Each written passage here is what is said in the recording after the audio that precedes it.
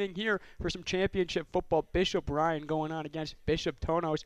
And I'm Daniel Ferico, joined by a local celebrity, Tom Sterling. Tom, how you doing today, buddy? I'm doing so well. We've got some of the best football in the country happening right here in Hamilton, and I cannot wait to watch it with you in some of the best seats in the house.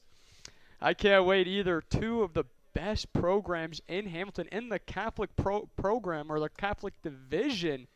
It's going to be a great evening, a rainy evening, but I think we're in for a sweet treat. And also, Bishop Tonnos, their first loss, Kevin, this season in 3 years.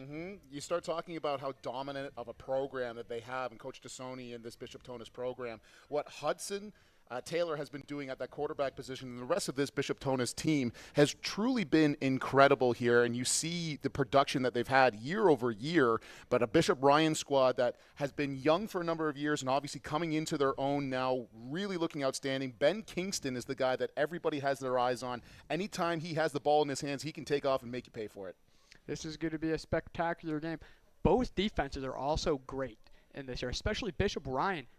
Some say that they've been the surprise of this Catholic division just this year, how good and spectacular defense has been. Absolutely. Well, if you want to get out of Hamilton in the Catholic board, you got to play great defense. And Bishop Ryan has a number of really phenomenal players here that you'll see in just a few moments' time. The coaching staff here at Bishop Ryan has done a great job of putting their players in positions to succeed. Coach Underhill looking after the defense and the special teams. He has done a phenomenal job. And when you have that university caliber coordinator here at a high school, they look really incredible, and he's a huge reason for that. Kickoff coming up shortly. You want to give us a prediction of your game? Oh, I think this is going to be a fantastic game. I think the rainy weather, ready to watch this game. And we caught up with the Bishop Ryan coach right before kickoff. We're the head coach of the Bishop Ryan Celtics, and Coach, this is the first time that you've gotten to the championship here at home on a perfect season. What's been the biggest difference this year compared to previous years? I would say the biggest difference has been the young men on my team. They're extraordinary, full commitment. Our turf was not ready to practice and play on until late September. So we had the obligation of first starting our camp at St. John de Brebeuf, who we thank for that in August. And then we moved our practices to Mohawk Sports Complex. So our young men independently got themselves over there, and we never once had an attendance issue. That was a big indicator to me that I had a special group. They're fantastic.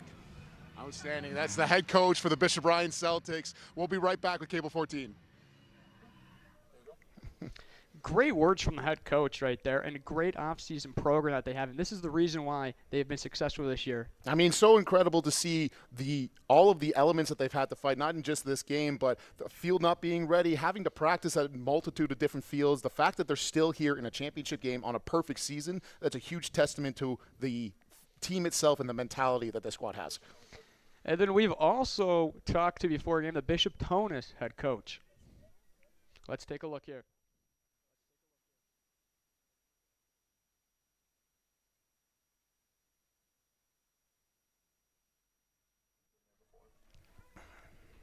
Sorry for that. There was no audio, but he was saying that they've been here in this situation before. It's so important to recognize there's a lot of jitters that happen in a championship level game, and when you have players that have played in championships over and over and over again, that fear or those jitters calm right down. For a new team like Bishop Ryan to be in this spot at home, lots of pressure, it'll be really interesting to see how they can manage the expectation that comes with this game compared to a very veteran squad like Bishop Tonnos. And then we'll catch you guys. Kickoff is coming up next here at Bishop Ryan.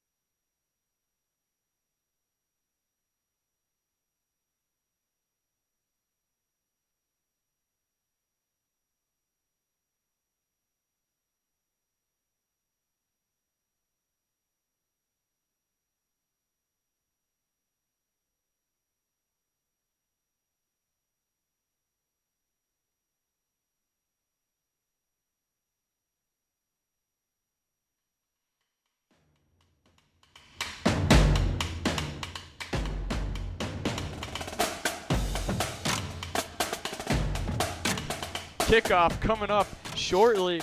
I think they're actually about to kick it off here. You know, both teams are getting ready. Coin toss has finally been flipped. It's going to be a spectacular night here. The only thing that sucks is that it's raining, but it's still fall football weather. Absolutely, and this is expectations here are very, very high. It's a championship game. It's raining. It's really going to come down to who can make the fewest mistakes. With the ball being wet and slippery here, I don't know how often these guys are going to throw, and certainly not as often as they normally would. So running the football, who can be secure with this and limit the mistakes in order to capitalize on these big gains? Especially a great running back for Bishop Ryan this year has been Kyler Johnson. He's been a spectacular and a little focal point in this offense. Absolutely. He's got great vision and a phenomenal offensive line blocking out in front of him as well. He reads those blocks, and he's dangerous with the ball. And we're off. A great booming kick to start this game off, and he's back to return. Great return. Here we go. He got a couple holes. He's going to bring it out to the 20-yard line. He's going to break a tackle, go back up to the 30-yard line, and he's going to be out of bounds at around the 31-yard line. A great job and a great return there to start Bishop Tonnos off in great field position, starting off on your own 35 or 40-yard line here. They are going to give him the 40. That's a great job to get out of your own end zone and be favorable field position in the starting moments of the game. That was a great return by Adrian Tassoni. And now let's see what this Bishop Tonnos offense can do. They are going to, I'm going to guess, in a raining game like this, they're going to have to establish the run early on or open up the playbook with screen passes and stuff like that. Absolutely, and even establishing the run can lead to play action later on if the weather starts to clear. Here we go, 1st and 10 on the first drive for Bishop Tonnos. Quarterback going to hand it off to and then the hole is going to be shut immediately, but he's still trying to drag some guys on with him. A great job there by Andrew Miko, coming up from his linebacker space and filling in the gap as that pulling guard came over. That's great recognition from this defense in order to stop a Bishop Tonnos offense. But credit to Bishop Tonnos, they were stopped in the backfield and then still gained another 2 or 3 yards off of that great run. Now we see them in a 2nd and long situation here. Let's see what they do here. In the shotgun. He's going to look back to throw. He's going to get out of the pocket. Before he throws it, slips and falls incomplete. You know, he was trying to scramble out of the pocket, and then he found a receiver outside to the sidelines, but he slipped, and the ball, and it results in an incompletion. Now it's going to be 3rd and long, and here comes the punt unit. Yeah, the quarterback for Bishop Tonnos, his name is Hudson Taylor, number 3 in your program here. He is so dynamic with the ball, both throwing it and taking off and running with it. You can see he doesn't have what he likes, so he steps up into the pocket. Unfortunately, because it's raining, that receiver's not able to come back on that comeback route, and they force an early punt. Great, massive stop for Bishop Ryan to start this game. And now they're going to get a punt off. And the punt up in the air and just strictly out of bounds. Now Bishop Ryan's going to start. Now they're going to have great field position to start this game. Yeah, what people don't understand is how important special teams truly is here. That can be the biggest difference in a game. And when you've got a great kicker on Bishop Ryan, plus a guy like Rob Underhill, who is the special teams coordinator for McMaster, that's a huge benefit for Bishop Ryan going into this one. Let's take a look at the Bishop Ryan offense. Jack Redmond, quarterback. Jesse Joseph Vaccarella, the 3rd, St. Mark's Elementary. Go Lions. Kyler Johnson, running back. Andrew St. Ramy, wide receiver. Ben Kingston, wide receiver. Milo Demansky, wide receiver. Cruz DeSantis, offensive guard. Austin Eason, offensive guard. Daniel Lubetu, right tackle. Gavin Peterson, left tackle. Dalen Java, center. Luca Horvat, kicker. And, you know, we're talking about Jack Redmond right there, but first I'm going to say that play was a short gain, run up the gut. But let's look at the quarterback, Jack Redmond. He's been a pretty good quarterback in this division this season. Absolutely. He's been great in the pocket under pressure, especially having a guy like Ben Kingston to throw to. That can make you look pretty good really easily. 2nd and 10 for the Celtics. Looking back to throw. Deep shot in the end zone. He doesn't find anyone. He's going to try and use his legs, but that Bishop Tonnos D-line catches him. And now it's going to be 3rd and long. And, you know, so far, 2 drives in this game. 2 big defensive stops to start this game. Now let's take a look at the Bishop Tonnos defense. Rylan Reshny, defensive end. Will Shields, D-end. David Sojwa, D-tackle. Nick Miller, defensive line. Carter Costin, middle linebacker. Joseph Cafagna, cornerback. Joey Jeff Taylor, linebacker. Christian Cagnon, DB. Chris Song, defensive back. Xavier Shields, defensive back. Adrian Tassoni, DB. Sebastian Ortiz, cornerback. Great booming punt. And he's trying to find a hole. He finds a couple holes, and that's going to be a solid return, but there's a flag on the play now. A great kick by Luca Horvat, younger brother of one Michael Horvat, who's currently kicking for those McMaster Marauders as a first-team OUA All-Star for his punting capabilities. He's one of the coaches here. It's no question why that was a fantastic punt under the elements here, but still a great return by Bishop Tonnos. Let's take a look at the Bishop Tonnos offense. Rylan Reshny, defensive end. Will Shields, D end. David Sojwa, D tackle. Nick Miller. Quarterback. Joey Jeff Taylor, running back. Xavier Shields, receiver. Adrian Tassoni, wide receiver. Joseph Cafagna, receiver. Sebastian Ortiz, wide receiver. David Sojwa, center. Jacob Adams, left tackle. Michael Romano, right guard. Ben Sidorquith, right tackle. Nick Miller, offensive line. Johnny Theodoropoulos, kicker. Trying to take the run there on the first down outside and only gets a small gain right there. Yeah, great job by this Bishop Ryan defense here. You could see the halfback blitz by number 4 Lucas Underhill coming off of the backside. That gives the running back no room to cut back and forces him to stay on that side, and great pursuit there. Let's take a look at the Bishop Ryan defense.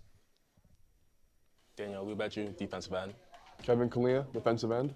Austin Eason, defensive tackle. Julian Cook, defensive tackle. Andrew Miko, linebacker, University. Jacob Rojales, middle linebacker. Levi Snyder, linebacker. Adriano Infernari, DB, University. Luca Horvat, DB. Lucas Underhill, DB, Trop University. Nico DiFilippo, DB. Carmen Santarami, free safety.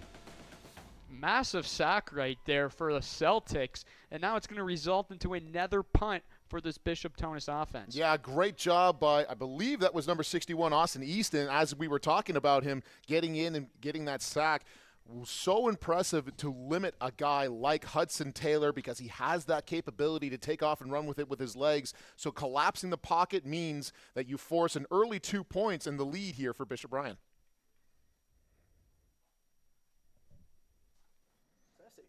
Mm-hmm. And then, Bishop Tonnos giving up the safety right there. They were on their own end zone, and they didn't want to lose the field position battle here, especially against a great team in the Bishop Ryan Celtics. Hey, that's a great call by the Bishop Tonnos team here. You've already showcased you've had some trouble punting into the wind here, so give up the 2 points, save the potential touchdown, and push them back much further than you would have gotten if you had punted the ball. Especially when they have a great returner in the Lucas Underhill. Mm-hmm. Do not want to give the ball to him. Keep the ball out of his hands. But here we go. Fresh set of downs for the Celtic offense coming out for their second drive of the day, or of the evening. Getting handed off, going to try and find a hole. And the holes are closing quickly, and that's a great job by the Bishop Tonnos defense. Yeah, you can see Bishop Ryan trying to do a simple lead play with offensive lineman kicking out, a fullback going through, and then the running back trying to follow that fullback. But just as soon as that hole opened, it closed entirely for just a 2-yard gain. And forcing a second and long in conditions like this is very favorable. That's a great job by the Bishop Tonnos defense. Let's see what they can do here on second and long. Jack Redmond, we know he has an arm on him. He has a cannon. But let's see if he can do it within this weather. Looking back, quick throw outside to number 7, pass completed. He's trying to break off a couple tackles, but the Bishop Tonnos secondary is there. Pass completed to Milo Dominski. A fantastic job, a great tackle there by Bishop Tonnos in order to limit that. Getting into a wide receiver screen, you have man-on-man blocking here, and that's just a phenomenal job. Bench pressing off Ben Kingston and coming out to make the tackle. Fantastic job by Bishop Tonnos to force another punt. Great block shedding, too, by the Bishop Tonnos defense right there. That's what you like to see, and swarm to the ball. But we know this punter right here can punt it, and the first punt was successful, but it was a low snap there, bobbling it up, but he gets it off. And that's a tough return. He gets the return by the sidelines, and it's going to be a minimum gain right there. I'm going to guess this flag on the play is going to be no yards. Yeah, great job by Xavier Shields just securing the ball in the air. Once again, you talk about how difficult it is to manage a ball that's wet after the rain that we've already seen. So good secure hand, good catch, and you're going to get up another few yards because of that no yards call. That was it's always tough to return in these these weather elements in this raining.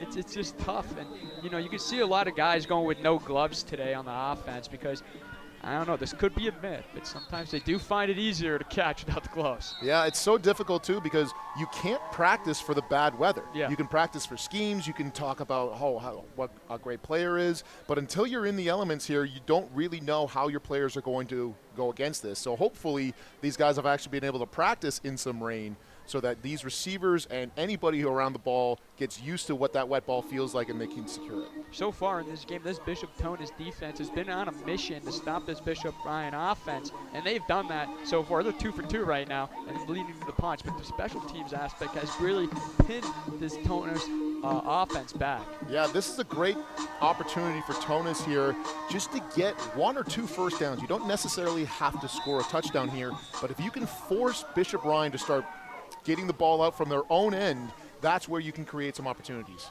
1st and 10 for this Bishop offense, and he's going to cut it right up the middle, and that's going to be a great gain, and I think that's what they need to get underwhelmed for first downs gains like that. You get into university football and any football really, you start hearing the phrase, you got to win first down. 4, 5, 6 yards to make a second and manageable is way better to deal with than a 2nd and 7 or 8.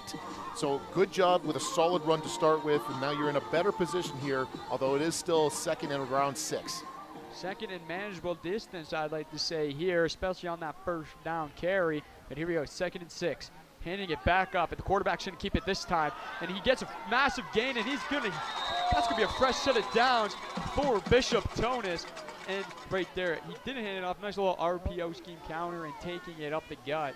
Well, right there you see how dangerous Hudson Taylor can be when he has the ball in his hands. He doesn't always have to throw it to create such an incredible atmosphere here, but now, just like I said, because they have this first down, even if they don't score on this drive, they're punting it. They're going to pin Bishop Bryan really deep here. This is a great job by Bishop Tonnos finally finding some life on offense.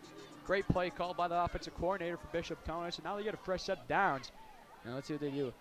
Now he hands it back up to the gut. And he's going to try and take some guys with him and fight for those extra yards.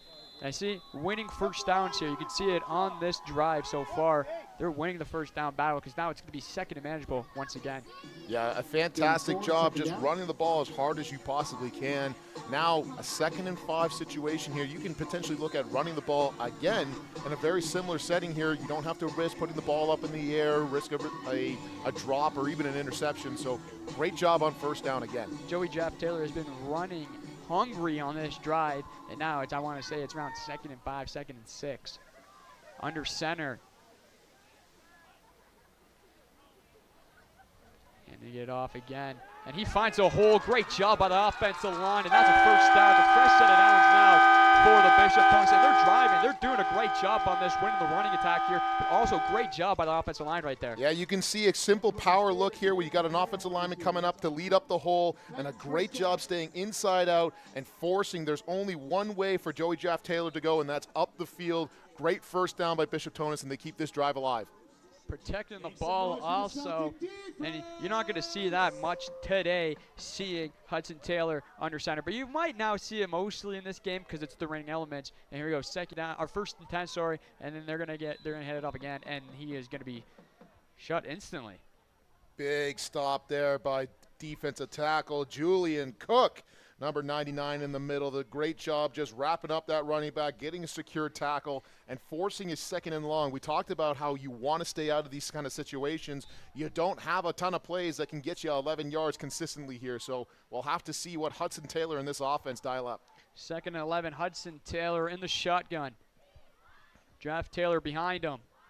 They're going to hand it off to him, and they're going to try and get a couple yards right there. And what do they do here? Are they going to does their kicker have a leg to kick this field goal, or are they going to have to go to it? And I think they're going to out-trot the field goal team here. Yeah, great job there. Great stop by Jacob Grajalis. He comes in with a sure-handed tackle. He has been a stud for this Bishop Bryan team all year, that middle linebacker spot. And he forces a difficult decision, exactly like you said, and it looks like they're going to punt this ball away. Yeah, they're going to punt it away. They're going to just, again, trying to win the field position battle today, and that's exactly what they're going to do here, and they're going to punt it off. And that's exactly what they do. It's going to bounce at the 10-yard line. He's going to pick it up. He's going to try and switch sides, but he's there. Bishop Tonnos slowing him down and stopping him, and they're all swarmed there, and he's going to be down out around the 2-3 yard line. A fantastic job by this punt cover team for Bishop Tonnos, limiting what this Bishop Bryan returner can really do here, getting down immediately. And not just any returner, but Ben Kingston, who has been dynamic anytime he touches the ball to limit what he's able to do and to force Bishop Bryan to start and scrimmage from the 1 yard line. Unbelievable job by Bishop Tonnos in this one. Ben Kingston, too. He's a scary returner. Their returners, both of them on this Bishop Bryan offense, are wicked good. And stopping them there, great call by the head coach over there, the special teams coordinator for Bishop Tonnos, because this is exactly what to do to punt that football and now put them in their own territory. But here we go. Boosted 10, Celtics in the shotgun. Low snap. It's on the ground. He picks it up, and he's going to try and get it to the end zone. Does he have enough to get out of the end zone? They're calling it a safety. Great play right there by the Bishop Tonnos defense. They've been spectacular, but great job.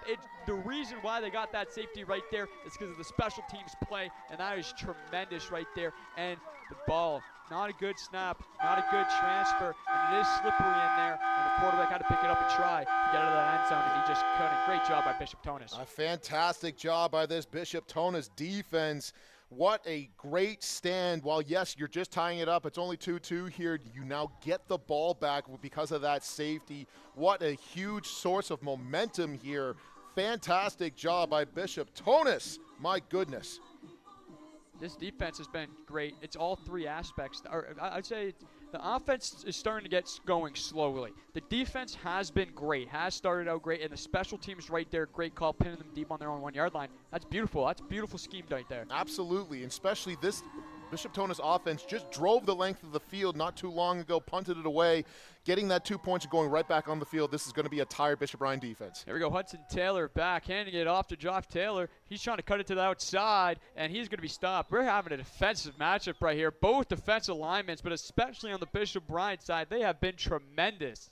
Yeah, a great job by Joey Graff Taylor, but at some point in time, as those young running backs, you got to coach them up. You've got to get north-south. You've got to go up the field. While, yes, you try to bounce it out, and that can sometimes mean a really big play by getting out and around, getting the corner.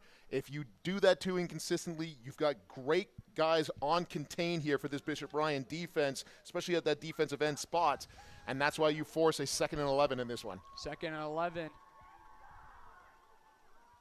Hudson in the shotgun. Let's see if he'll use his arm here. He takes it. He's going to hand it off again. Huge hole, and he's going to get it the first down in a little bit more. He's going to drag some guys with him. That's a great play right there by this Bishop Tonnos offense, and Joey Jeff Taylor right there. But spectacular job by the offensive line opening up the hole right here. We're going to see it quickly. Beautiful hole, and you can see they kind of missed the holding call there, the officials, but hey, you're going to miss at least 90% of the calls in the game because it's just the offensive line right there. Hey, listen, you're with an offensive lineman calling this game. There is no such thing as a holding call. What a fantastic job by that offensive line. And what we just talked about, Joey Jeff Taylor got to get north-south, cutting up the field, making a guy miss, and a huge first down on 2nd and long for this Tonnos team. And that was going to end the first quarter right there. Now they're going to start the second quarter with some momentum here out of a 2-2 tie game here in the championship game. Hey, here we go. Fresh set of downs for Bishop Tonnos. Hudson Taylor in the shotgun. He's going to take it, handing it off once again. They're trying to create it. He's going to bring some guys with him, and he's going to be cut short. Down short. Yeah, you can see that balance set here with 2 receivers on either side, a fullback and a running back on each side. They are really just saying, you know what, we're going to come downhill, we're going to run this ball, and Bishop Bryan, can you stop us? And so far, Bishop Bryan, apart from a couple of big breaks, has done a great job limiting Joey Jeff Taylor and what he's been able to do so far. Bishop Bryan for sure has, or they're expecting the run. I think both teams' defenses are expecting the run with the rain coming down here. But now second and manageable here. Actually, second and long, I shall say it. Here we go, Hudson Taylor. Going to hand it back off to Joff Taylor, and Joff Taylor's going to be swarmed. But now there's a flag on the play, and you see the runs. You got to win the battle in the trenches right here, especially in the rain game right here. You got to win the battle of the trenches and create those holes for your running back, because it's going to be hard to throw the ball here today. It's no surprise why every team at every level, high school, university, and the pros, the best team with the best offensive line is going to be the winners here. And exactly like you said, it is a holding penalty is called. Somebody's got to talk to these referees. That doesn't exist in this one. But an incredible job by this Bishop Ryan defense, just limiting them anyways. There was not going to be a big play regardless. But now it pins them back for second, and I like to say super duper long. Second down and long now. Yeah, you got about second in Burlington to go. Second in Burlington for this Bishop Tonnos offense. Hudson Taylor in the shotgun. Two backs beside him, motioning out now. Joff Taylor coming out to protect, it looks like. Here we go. He's going to call his own number. Hudson Taylor makes one guy miss. Tries to find a hole and fumbles the ball. And the Celtics hop right on it. And that's going to be Bishop Ryan football. Slippery ball conditions today. Slippery ball conditions, especially with the sleeves that some of these kids are wearing, that can make it even harder to hold on to that ball. Hudson Taylor's always dynamic with the football, as we've seen, but wearing those sleeves in the cold weather, great job by Bishop Ryan, punching that ball out right there. Andrew Miko with a great job forcing that fumble. Bishop Ryan recovers in Bishop Tonnos territory. There's a guy injured right now in the field. He's actually getting up on his own, and looks like he's going to be good. He's going to walk off, and hopefully we'll see him back in the game. But Hudson Taylor making one guy miss, found the hole, but just couldn't protect the ball right there. And now Bishop Ryan getting a great field position on the 50-yard line. Let's see what they could do here. They really haven't been able to muster any offense so far coming into the second quarter now. Let's see what they could do here. When you have big playmakers like Ben Kingston on your team, you have Kyler Johnson that's been good. Let's see what they can get something involved in. Jack Redmond here in shotgun, looking to pass already. Look at that, trying to find someone with the pocket. He's trying to escape it, but he's going to be sacked by this Bishop Tonnos defense. Great play. We call that a coverage sack. A phenomenal job by this Tonnos secondary, covering up the entirety of that Bishop Ryan wide receiving group. They had nowhere to go, and big number 44 comes in from his linebacker spot. That's Rylan Reshny, and he makes a great job and a great tackle against Jack Redmond, who is known for being able to elude guys. But now here we go, second and super long. After getting the ball back, they're hoping to find their playmakers here. Jack Redmond alone in the shotgun, trying to roll out to his right, trying to keep his eyes downfield. He doesn't really see much, and we're going to see another one. Tries to open up, he throws an interception. Bishop Tonnos breaks a tackle. They're trying to bring it back down the sidelines, and they're going to be pushed out of bounds.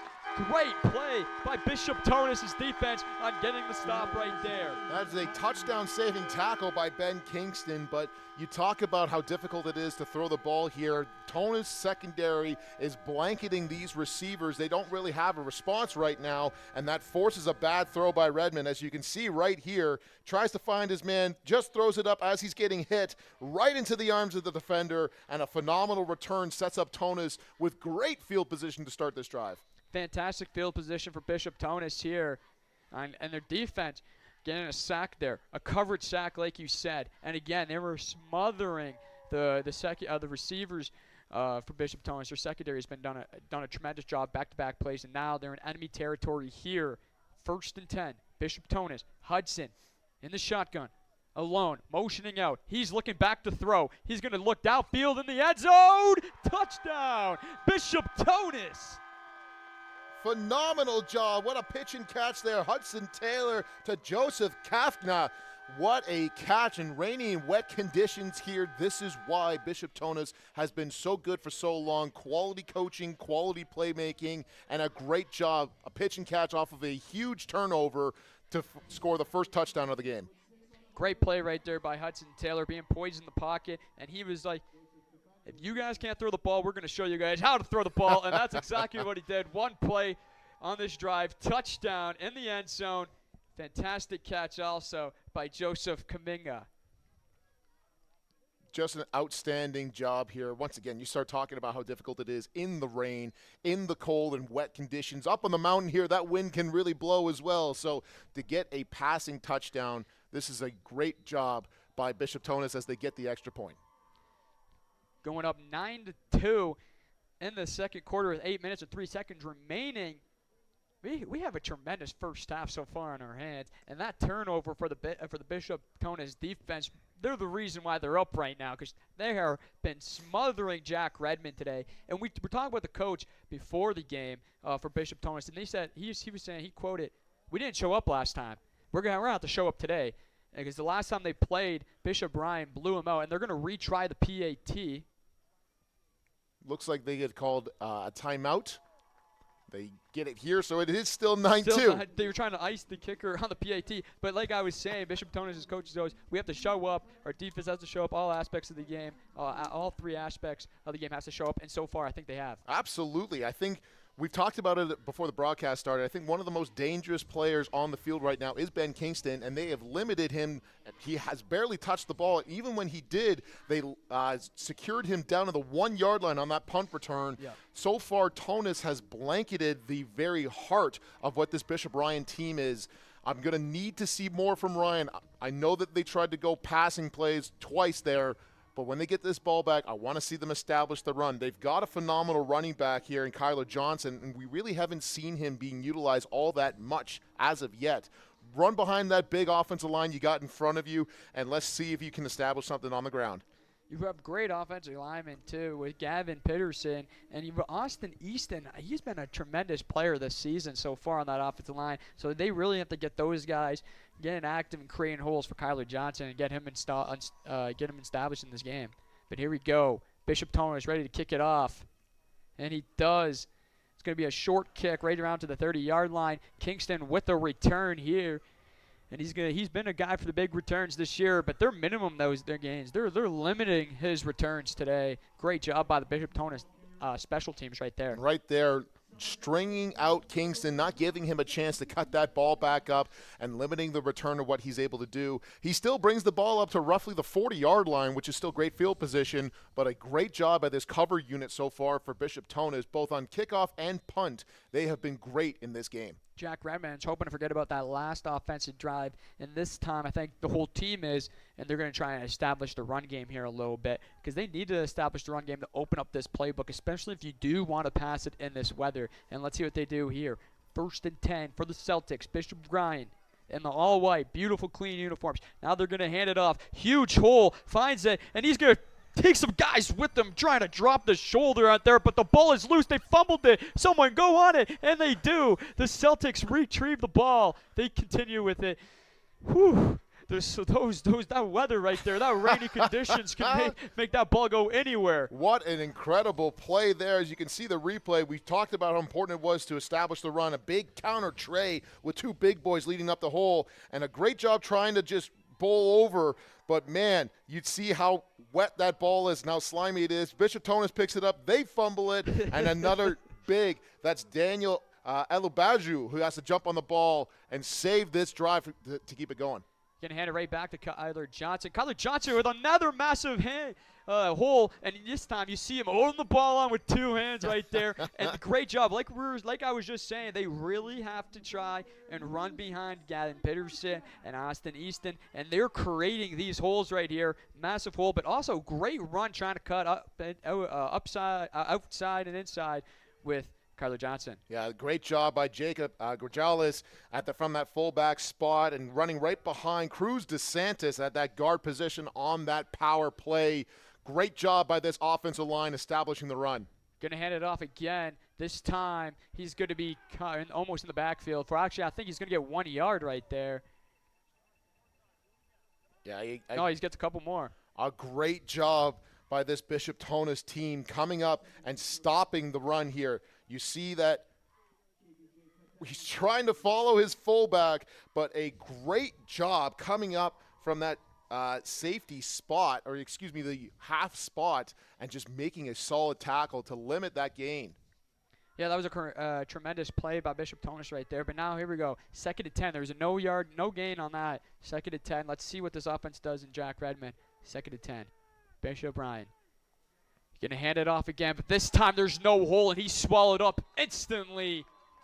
Great job by Bishop Tonnos right there. A phenomenal job owning the edge. You try to get out there on those power plays or on those lead plays and being strong at the edge and limiting what you can do here. As you can see, it's a big, strong runner. And again, Rylan Reshny coming up from that defensive end spot to make another big play.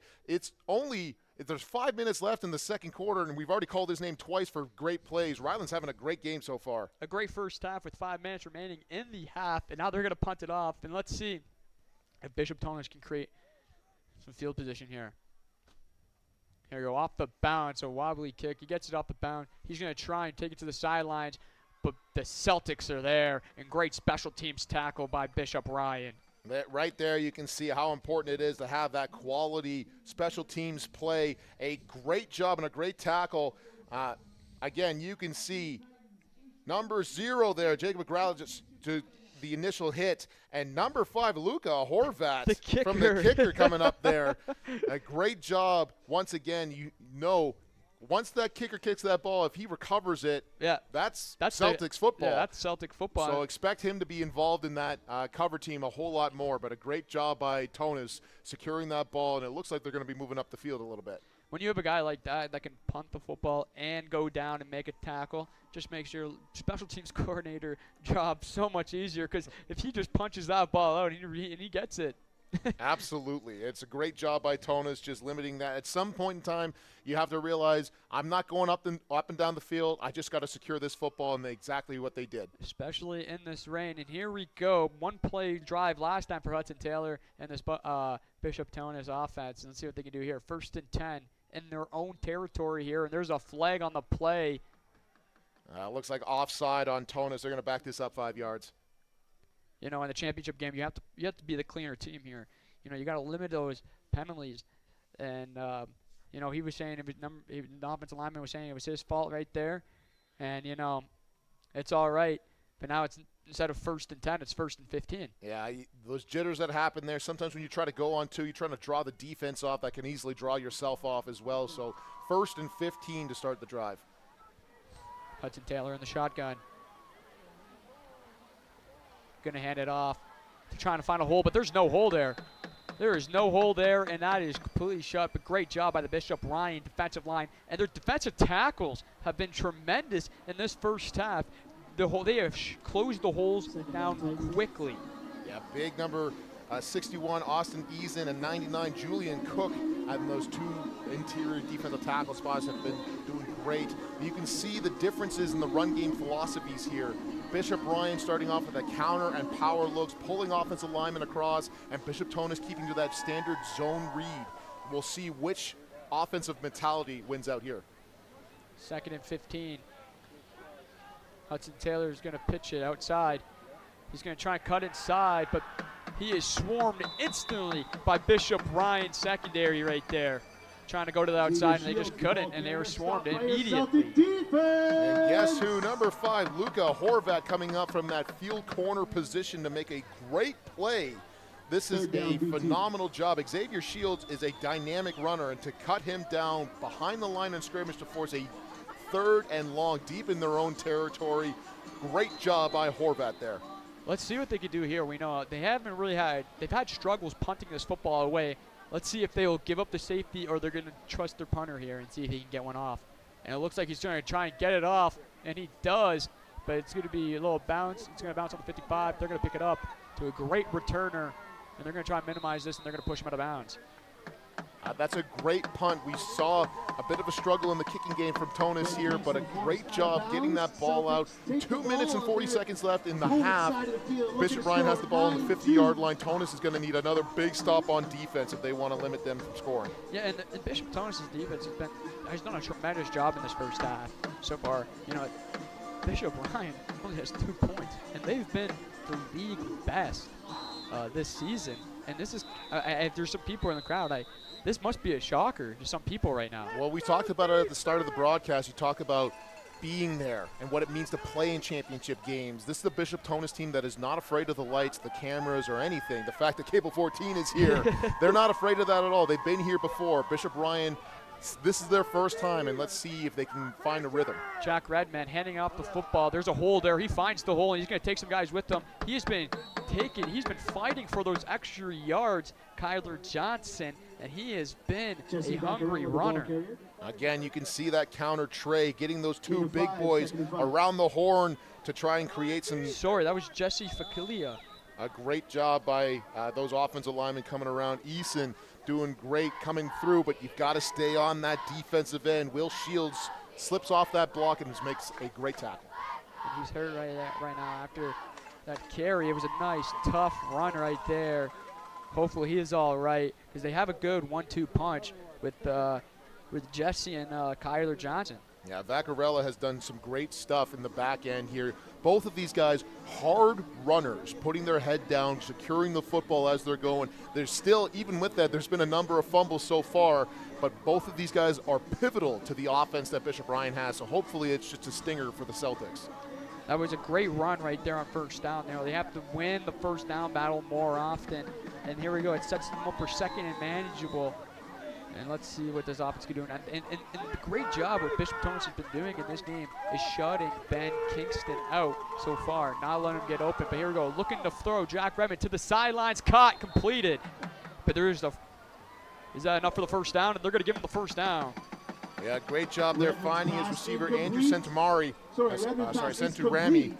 coming back on that comeback route to the short side of the field. A great throw in the rain again by Redmond, and they get their first down in the air in this game. Great play right there by Redmond. We know he has a good arm. We know that he can escape the pocket with his legs, and that's the type of quarterback you need in this type of weather. Here we go. First down, fresh set of downs. He's looking back to throw. We're looking downfield. Incomplete. No, he wasn't looking downfield. He was looking at his check down, but it was incomplete. Yeah, when you're in this kind of scenario here, especially on a cold, wet, rainy day, you want to try and do some of those clear out routes.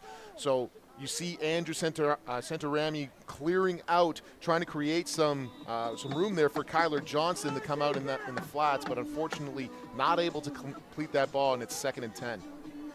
2nd and 10 for Jack Redmond. They've thrown it. They've showed like they can be consistent on it. Now he's looking back to throw again. Keeping his eyes downfield. Almost intercepted once again by the Bishop Tonnos secondary. Just misread his receiver right there. Overthrow. That could happen with this rain in this type of weather, and right into the safety from Bishop Tonnos, and that's her second interception of the game. Yeah, a great job of this Tonnos team. Bishop Ryan doing a great job giving Redmond some space, but ball hawking defense is the difference so far in this game. Adrian Tassoni with a huge play here to give Bishop Tonnos the ball back with 1:52 left in the game. He's also a tremendous receiver for this team. 100%. What he's been able to do offensively and defensively has truly been incredible here. A lot of these guys have to go both ways for Tonnos, and you're seeing what they're capable of doing so far in this game. That's their second interception of the game, and here we go. Hudson Taylor getting the ball again. He's trying to roll out of the pocket. He's going to use his legs, but he keeps his eyes downfield. Oh, a lot of contact right there. Ball incomplete, but let's see if there's any flags on the play. There was a lot of contact by both sides of the ball right there. Yeah, I'm surprised not to see any flags at all. Both of these guys, it looked like they were fighting for that ball, but again, Hudson Taylor on the run, coming back from that fake toss, and throws a beautiful ball down the field here. His receiver had every opportunity to get it. It just hits right off of his chest and goes incomplete. That's a tough throw to make, especially in this weather. On the run with the ball, soaking wet, and he throws it downfield. That's a tremendous play right there. Let's hear here on 2nd and 10 with a minute 44, remaining in the first half. Taylor looking to throw again. Incomplete. Bouncing right off the hand. You know, it's tough to complete passes here, and it just looks like both teams are just not having their best time trying to complete passes and bouncing right off of his receivers. Hands right there for an incompletion. Yeah, as these receivers, you can see sometimes when you try to make that diamond as you normally try to catch a ball in the rain here, you don't have the same level of grip that can just hit right off of your hands. I'd like to see a little bit more in that basket style where you're trapping the ball against your body, limiting the fact that it could drop here. But that's obviously easier said than done in the rain. Great punt right there, getting it off the bounce. He's going to try and bring it to the opposite side, and he does. He's using his speed to get to the sidelines, and a bunch of Bishop Tonnos, and he's going to be hit out of bounds. That's another great return from Ben Kingston. He's been doing this all those type of returns all season long, and they need to get him established in the passing game, especially if they're going to throw it. I think quick outs to him, receiver screens, created with the speed.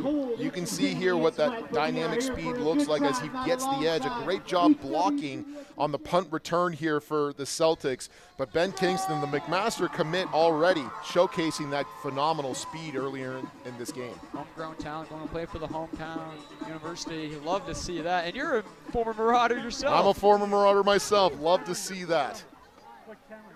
Ben Cup winning. Here we go. 1st and 10 for the Celtics. Looking back to throw. He sees a guy complete it. There we go. That's a nice pickup right there on 1st down. And that's what you're going to need from Lucas Underwood. I believe that pass was completed to number 4 to Lucas Underhill. Yeah, a great job by Redmond going through his reads, finding the open player, and just getting the ball into his receiver's hands. Underhill with a great catch and going up the field as best he can. But it looks like there is a penalty on the field, and they're going to get an automatic 1st down. That's what you like to see for this offense right now, especially as the first half is winding down, especially in a one-possession game like that. It's going to come out who's the cleaner team. And Bishop Tonnos' defense, they've been tremendous all game, but they need to close it out and go to halftime with this lead for some confidence.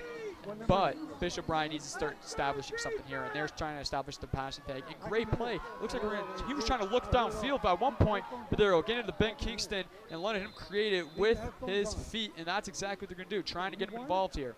Yeah, a great job. You could tell the way that he was holding that ball. He was looking to throw it, but I would love this kind of play call here with just getting the ball into Kingston's hands anyway. It's a simple end around, as you can see here, and he's got his eyes downfield. He's looking to throw the ball, quickly sees that nobody's open, and he just tucks the ball and gains what yardage he can. But being creative with what you're doing with Kingston, getting him the ball in any way you can, that, I think, is really going to benefit the Celtics in this one, as they call a timeout to save 1 minute 16 left in the half, and you know they'd love to come away with some points. I think they have to get away with some points, take away some points here, especially right before half. They have to go into half with some points. But at the same time, the defenses have been phenomenal in this first half. Bishop Tonnos, though, 2 interceptions already. And then the first interception set them up for success before that touchdown, sending them all the way back to, what was it, the 15-yard line? And then Hudson Taylor, 1-play drive for a touchdown to take this lead. This Bishop Tonnos defense, even though they're in their own territory right now, backs against the wall, they've done a tremendous job like this so far in this game.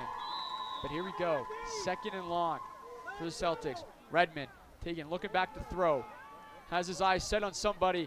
Caught, completed, trying to catch it outside, breaks a tackle, trying to shimmy up another one, and he's going to be pushed out of bounds. That's a great play right there, establishing. Here we go, they're establishing, and that's Ben Kingston right there, getting him involved. Great play. And exactly like we talked about, getting the ball into his hands any way possible here. It's just a simple out route, as all of his receivers are doing in routes to create some space. He does a great job breaking one tackle and getting led out of bounds for a huge 1st down, marching into red zone territory. I really like that play right there when he's going in between the offensive linemen to get open.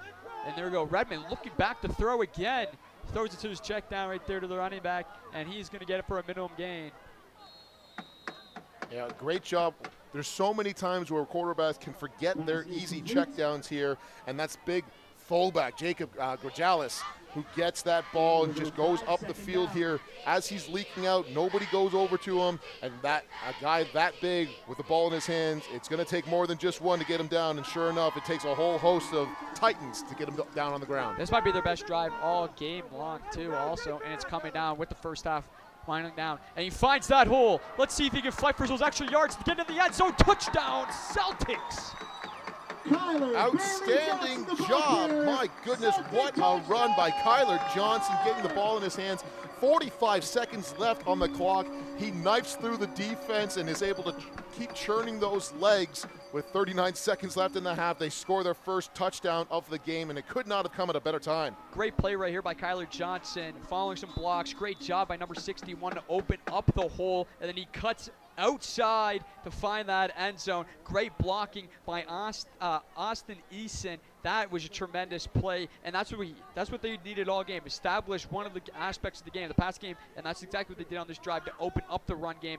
Beautiful scheme right there, beautiful play, beautiful drive, and it's a tie ball game now. Yeah, and you can tell, like, the tell of a great running back in my position is how well he's able to set up the blocks in front of him. You saw that key block by Centurani right up the goal line here, and instead of trying to cut up the field where the block was going, he allows his receiver to get into position there, cuts out around it, and gets into the end zone. A 9-9 ball game going into the championship game here. My goodness, where else would you rather be than watching this game? Just what I was saying before that run, too, is that this was probably their best drive all game. Yes, it was. It is their best drive all game. Comes with their first touchdown of the game. There we go, 9-9 ball game with 39 seconds remaining in the first half. We got a defensive battle on our hands, too. And now it looks like the offenses are starting to catch rhythm here, especially in this second quarter. Yeah, you talk about how important it is to get those big plays, to limit the mistakes, and to be smart with the football here, despite the fact that Bishop Ryan has already thrown 2 interceptions and fumbled the ball a few times. And they're not scared to throw it. They're not scared at all. A huge credit to Redmond here. Doesn't have any kind of fear towards that, despite already throwing 2 interceptions, is still willing to go in the air and throw the ball down the field. Kingston finally getting involved in the offense, and what happens when that happens is you get more people who are aware of where he is, and that creates more opportunities for everybody else. Tonnos picking it up off the bounce for the return. Pretty solid return. He finds a hole, and he takes it with 34 seconds remaining in the half. And that was a solid return right there for Bishop Tonnos. Yeah, a great job getting a decent return in. 34 seconds left in the game. I don't believe that Tonnos is going to try and just throw the ball all the way down the field here. I would imagine they're going to try to be smart. They would still run the ball because ultimately they're hoping to get points themselves. But I think you have to avoid a big potential turnover here and just come away 9-9 going into halftime. Especially now they're pushing back Bishop Tonnos. There was a flag on the play there. And that big return is now results into not a big return.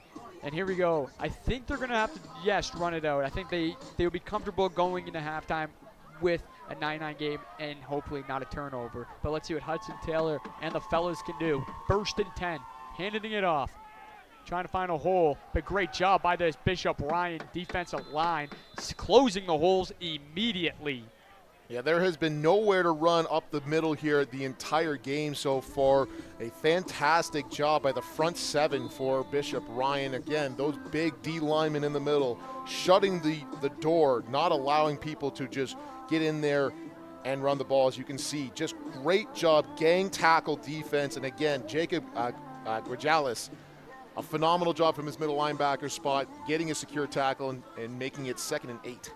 Then they're going to let this be the last play of the half. Nope, they're going to snap it before it gets triple zeros. And there we go. Great play by Hudson Taylor. He finds a massive hole, and he takes it himself. That's a great play by the quarterback, calling his own number, taking it for a massive gain. And the first half is complete. It is a tie game, 9-9 on championship tie Friday game night. going into half, 9-9. Ending it right Thank there. you so much for joining us on this That was a windy and wet tremendous day. first half for these guys. An outstanding job by both teams here. What a great defensive game, first and foremost. Both offenses obviously finding their way into the end zone here, but coming off of great big plays by both of those defenses. You know, the defenses have been the storyline of this game, especially in this weather. But the offenses look like they're slowly picking it up. Hudson Taylor just finishing that half with a massive run. But then Jack Redmond not afraid to throw the football also after throwing 2 interceptions in the first half. We're going to see the air attack going. That's exactly what they want, to create the air attack and then sprinkle on the run. And that was a perfect drive by the Celtics. Absolutely. Both of these squads have great weapons in the air. Kingston on the Bishop Ryan side, and Xavier Shields, what he's been doing so far for Tonnos. You have to expect them to get the ball into both of the running backs, also dynamic with an offensive line on both sides that are willing to round and pound the ball as best they can. This is shaping up to be a phenomenal championship game. This has been a great championship game, but we'll be right back. I think that was the first stop for this championship game.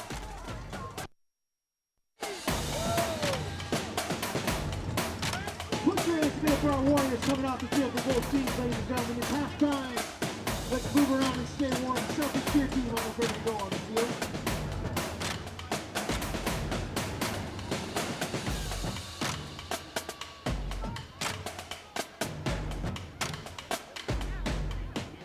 Ladies and gentlemen, put your hands together for the Be Our Cheer team. Here we go.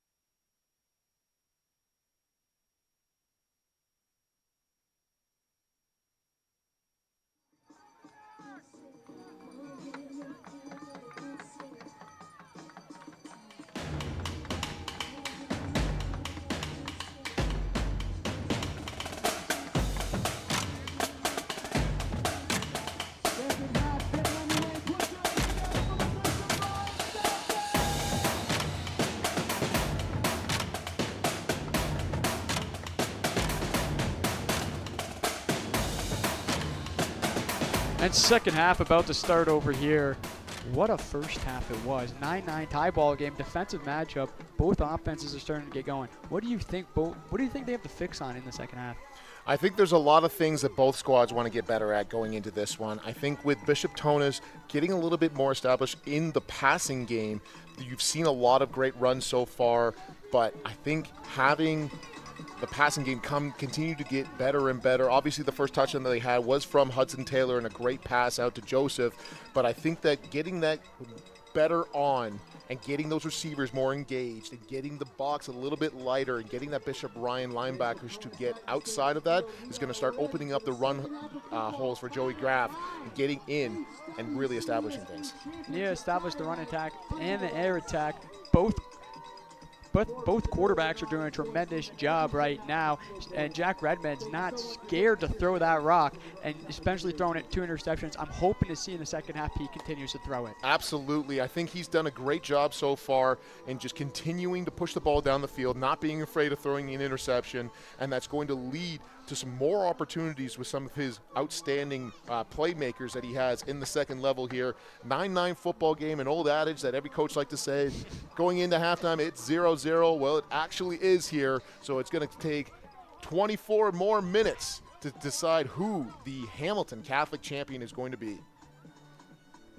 Going to be a tremendous second half here. That first half was just wow.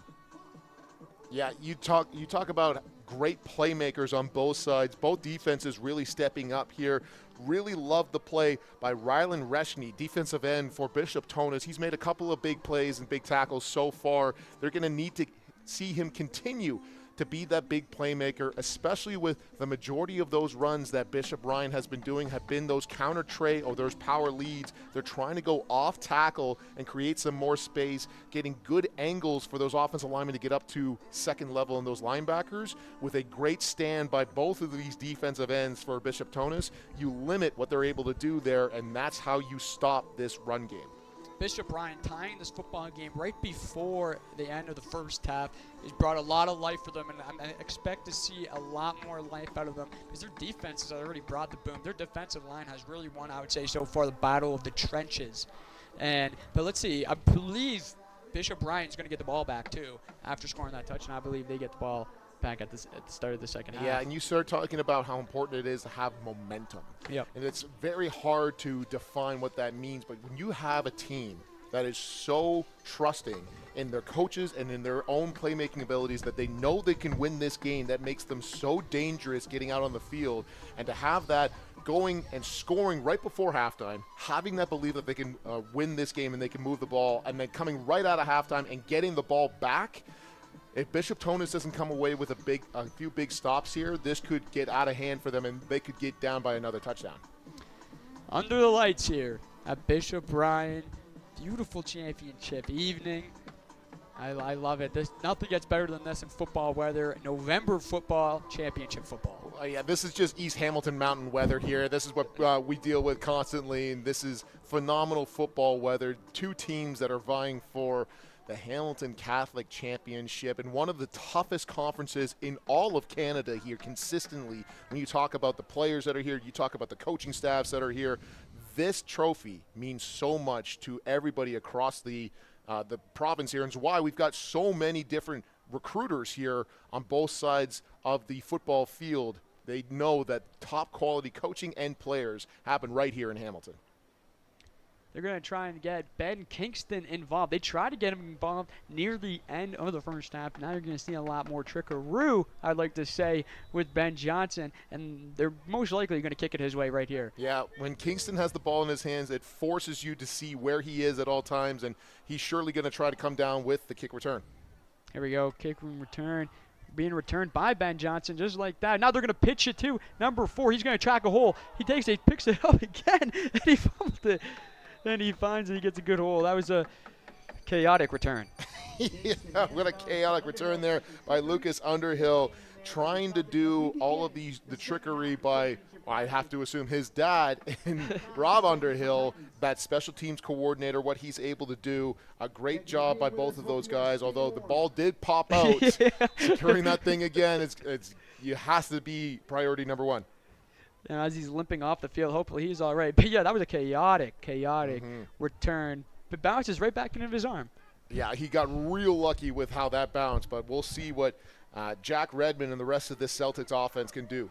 Just like we were saying, Jack Redmond was not scared to throw the ball in the second half, besides throwing 2 interceptions. But here we go, 1st and 10. Going to hand off the ball, going to try and create some holes, but he's there. He sees the Bishop Tonnos defensive line right there. Yeah, you see Cruz DeSantis coming across from that guard position, trying to do that kick out power to the weak side, and a great job by Tonnos recognizing power. One of the best ways to stop that is to get penetration right at the point of attack, exactly like you saw there, and a great job by a host of Titans to get a tackle and limit a gain.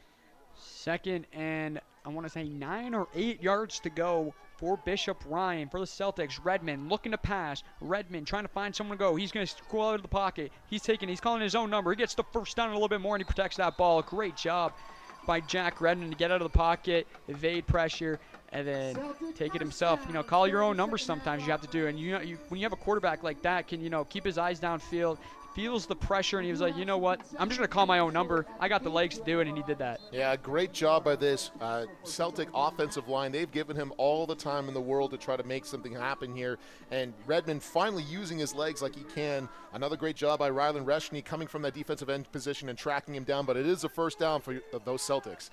Here you go, Redmond handing off the ball to the Celtics. They're trying to find patience running right there, but he is smothered instantly. I've been saying that a lot, and they are doing a good job on stopping Kyler Johnson. Even though he has a huge touchdown here, they got to establish the passing game to open up the running game. I think that's the key to their success right here. A couple of times trying to run into the boundary here. You saw another power play, but great job getting into the backfield and making a great solid tackle. Again, one of the best aspects of this Tonnos team, and it's not just one tackler. They rally to the football, and they tackle as a unit. Team tackling for the kids at home right there, gang tackling. Redmond looking back to throw, keeping his eyes downfield, looking downfield, intercepted for the 3rd time today.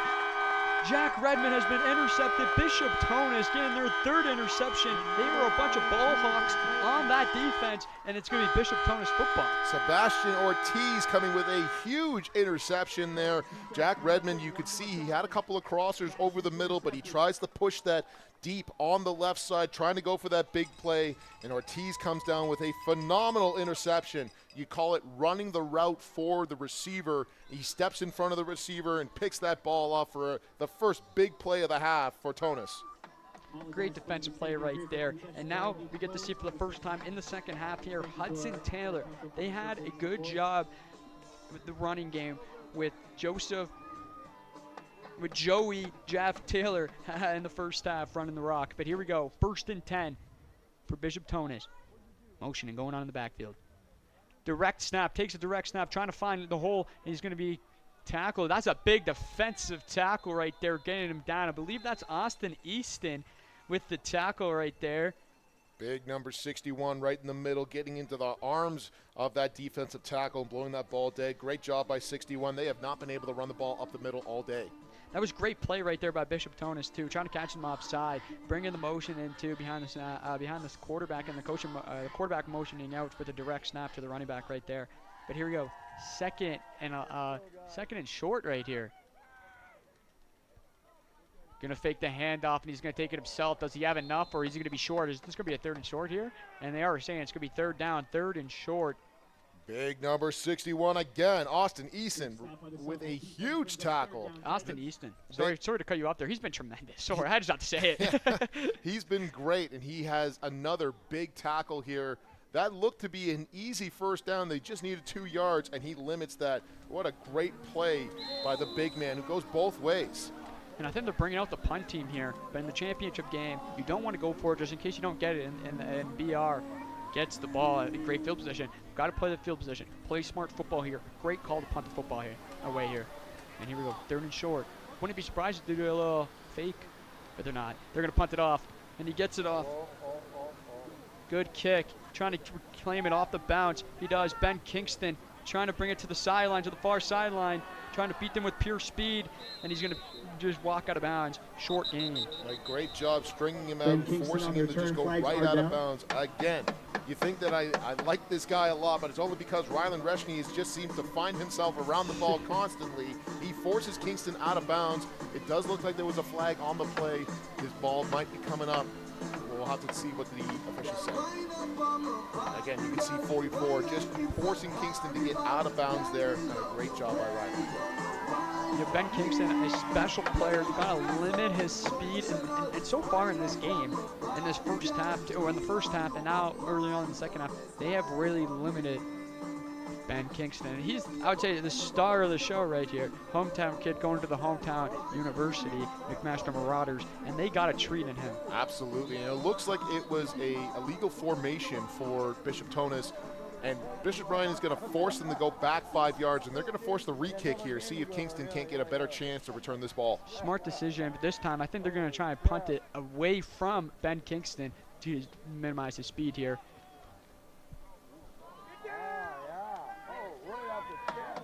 And Ben Kingston picks it up off of the bounce, and there Bishop Tonnos is swarming him immediately. And to bring him out of bounds immediately off that small return right there. Yeah, great job and a great kick, putting that right to the sidelines and not giving Kingston any chance to set up that field return that they tried to do a few times now. They're still going to get some decent field position here right at the 53-yard line of Bishop Tonnos. So they're already in Tonnos territory here. Let's see if the Celtics can do something. It is interesting to note Tonnos has come away with a few big turnovers here. Except for the big touchdown that happened here, the Titans offense really haven't been able to do anything with it. Yeah, they have. I think they only have 7 points off the 3 turnovers that they have today. But here we go, 1st and 10. They're going to hand off the ball again, and they're going to get a small gain. But look at them fight for those extra yards. That is a hungry running right there. But like I just was speaking, or like I was just saying, I'm pretty sure Bishop Tonnos only has 3 turnovers, and they only have 7 points to show for that. Absolutely, and you can see Kyler Johnson with a great counter play, coming right back. Big offensive lineman creating those gaps, and he just keeps churning his legs. A big physical team here for the Celtics, and they're continuing to flex their muscles in the run game. Fantastic 1st down run right there, opening up the playbook now just a little bit, because now it's second and manageable for the Celtics here. Jack Redmond, he has 3 interceptions on the game. I don't think they're going to throw away from passing the game, and that's exactly what they're going to do. Quick out pass. Now he's going to create the rush with his feet, and that's a 1st down for the Celtics. And that's what I like to see. Do not go away from the passing game. Let them throw 10 interceptions today. It's a rainy weather. Blame it on the rain later. But a quarterback like this talent, you got to let him continue to throw the ball, open up the game. Yeah, you see with that fullback getting out into the flats as well, they actually get into a quad situation here and just trying to get the ball to Milo Domanski so that he can catch it, knife up the field. They tried to do a quick receiver screen to him earlier. They had him come in a little bit more, and he gained valuable yardage to force another 1st down. Jack Redmond looking back to throw again. He feels pressure in the pocket. He's going to start trying to use his legs. Flags are being thrown everywhere there. And let's see, it's probably going to come back for holding. But holding does exist in this instance. I guess so. It makes it very hard for your offensive lineman when you've got a quarterback who's running around in the pocket, because with your body positioning, you could have a great block in one setting, and then as soon as your quarterback goes out of the pocket, it now turns into a hold because of your hand placement here. So that's one of the negatives to having a quarterback that can run around just like this. So you can see defensive linemen all over the place, offensive linemen just trying to block for their quarterback as best as possible, but it does ultimately result in the hold, and now it's 1st and 20. 1st and 20. Jack Redmond, I think, let him throw the ball here. Let's see it. Let him air it out a little bit. Maybe actually run the ball, and then if you don't get it, it's 2nd and long still. Let him air it out. But here we go. 1st down. Handing off the ball. He's going to try and cut it outside. Cutting it back inside. Trying to break a tackle, and he just couldn't. He's going to be stopped by the Bishop Tonnos defense right there. Tremendous tackling by this BT team. Yeah, you can see, you expect great tackling from the front 7, but it's the halfbacks and corners that are coming up from their spots. So after the running back has tried to bounce this out, making great tackling. You can see even here with a phenomenal job by Kyler, he does slip on that slippery track, and that causes him to slow up just a little bit. And again, 3 Titans to make that tackle and to limit that game. They're doing a terrific job on swarming the ball. Now here we go. 2nd and super long. Redmond looking to pass. Redmond going to throw it to his running back on the outside. He's going to try and bulldoze one guy, but he can't. And he's going to be tackled. Complete to KBJ. Trying to get something going now, but now it's going to be 3rd and long. And I think their decision is going to be here to punt the football away. Let's play the positional battle here, just like they were doing in the first half. And there's 3 minutes remaining in this 3rd quarter. Yeah, that's a great job by Redmond. Again, we saw what happened in just the last drive when he tried to force it down the field. It came out with an interception. He doesn't like what he sees down. You find it to your playmaker in Johnson as he's coming out of the backfield. He's able to get some yardage back and make this a little bit more, a little bit closer for the punt and hoping to pin the Titans deep. They want to pin the Titans deep, and this punter has the leg to do it, and he gets it off. It looks like it goes off the side of his foot. It's not one of the better punts that I've seen from Horvat. Yeah, it's been that type of day with this weather, you know. It's really unpredictable on the punts, the passes, and it's been slippery. You got to protect that rock, and now you can see it's becoming an issue in the kicking game. Absolutely. Having that ball placement off the kicker, you obviously talk about how important it is to have a strong leg when you're kicking, but it's actually your hands as that snap comes in, positioning the ball. It's so important to have that. And when the ball is slippery, that affects everybody, even the kicker trying to punt those balls away. And it's not that you need to continue having that one solid movement from snap to kick. But as the ball is slippier, it's going to try and feel slippery out of your hand, so it's not going to be like a 1 second transfer from hand to leg. It's probably going to be 2 seconds. But here we go, handing the ball off for the Titans. They're going to get a solid gain right there. But like this defensive line so far, they have been able to close the holes quickly, and they're still continuing to do that. And that was a great job by Austin Eason. This guy has been all over the ball today. Well, they just seem to run right at him, and he's one of the biggest guys on the field. I don't think that's the smartest idea. But again, having that linebacker in Jacob coming up from his middle linebacker spot and being clean, not having another offensive lineman on him because he's got big Eason in front of him, that's why, a big reason why he's been so effective from that middle linebacker spot. 2nd and long for BT. Hudson Taylor in the shotgun. He's going to hand it off once again. They're going to try and create a hole, but this offensive line just has not been able to create much so far in this game, and there's going to be a third. It's going to be a 3rd down.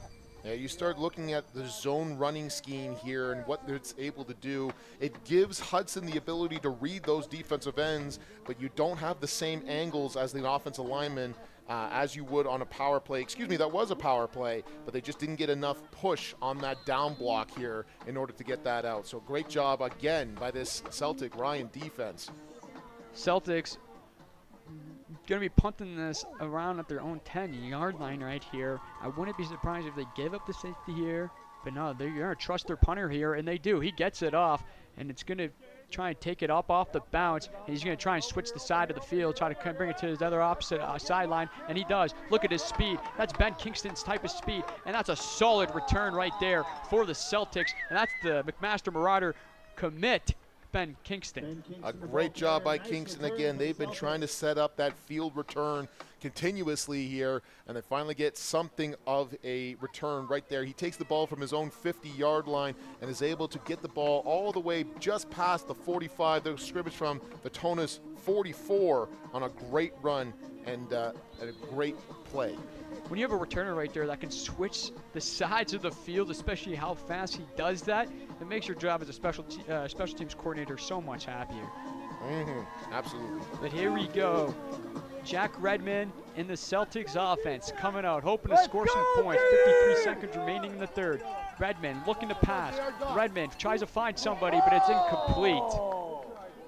Almost intercepted there, in towards 2 Bishop Tonnos defenders right there, defensive backs. You can see Redmond wanting to go into the boundary side initially here, goes off of his reads, goes to the front side. Don't think he properly set his feet there. He didn't have enough power, and that's why that ball ended up short, so it'll be 2nd and 10. I truly don't know how hard it is raining out there right now. As me and Dom are inside of a classroom right now. Tremendous view of the field. We're warm, we're cozy. And here we go, 2nd and 10. Redmond handing off the ball to Kyler. The holes are created. He's taking it. Patience running. Now he's trying to fight for that first down, and I think he's going to get it. He runs like an angry fullback, but he is a tailback. What a run by Kyler Johnson. And a counter tray again. That's been the bread and butter play in this run game for Bishop Ryan, and that you can see why. Kyler Johnson does a phenomenal job following his offensive lineman, sniping through the defense.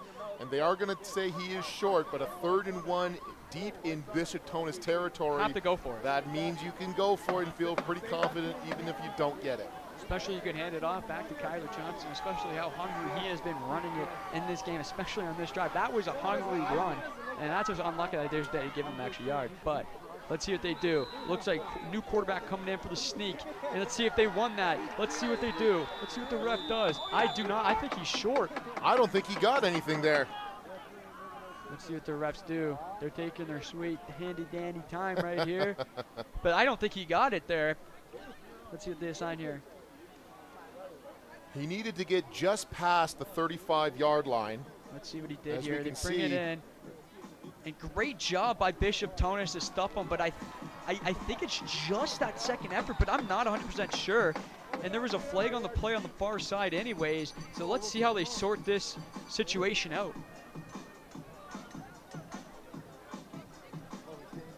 So they are going to call, I think they called too many men on Bishop Tonnos, so that's an automatic first down with a 5-yard penalty, so it doesn't matter, but a great job initially with the stop there. And also, can I just say quickly, it's a phenomenal camera angle. The crew that we have here at Cable 14 are incredible. This is like a TSN quality broadcast here, so shout out to our amazing crew with this game. Cable 14, they've been tremendous all football season for this Catholic division, and, you know, ending it off with 10 out of 10. Services right here. But here we go, 1st and 10. Redmond looking in the end zone. Oh, underthrown. Great defensive play right there by Bishop Tonnos. And look at that. I really like how Redmond is not scared to throw this ball, especially deep, having 3 interceptions thrown already in this game. And that's what you like to see. But great play right here by number 10, Christian Kagening. Yeah, great job by Christian, just getting his hand in there. You could tell that they wanted to find Milo Domanski into the end zone, but that's the end of the 3rd quarter. It's 9-9 going into the 4th. My goodness, what a fantastic game we have been watching so far. I'm pumped to see how this game ends. They got 12 more minutes of magic here and make it known. And I like to say 2 top dog programs in the city of Hamilton are going at it right now in a fist fight. 9-9.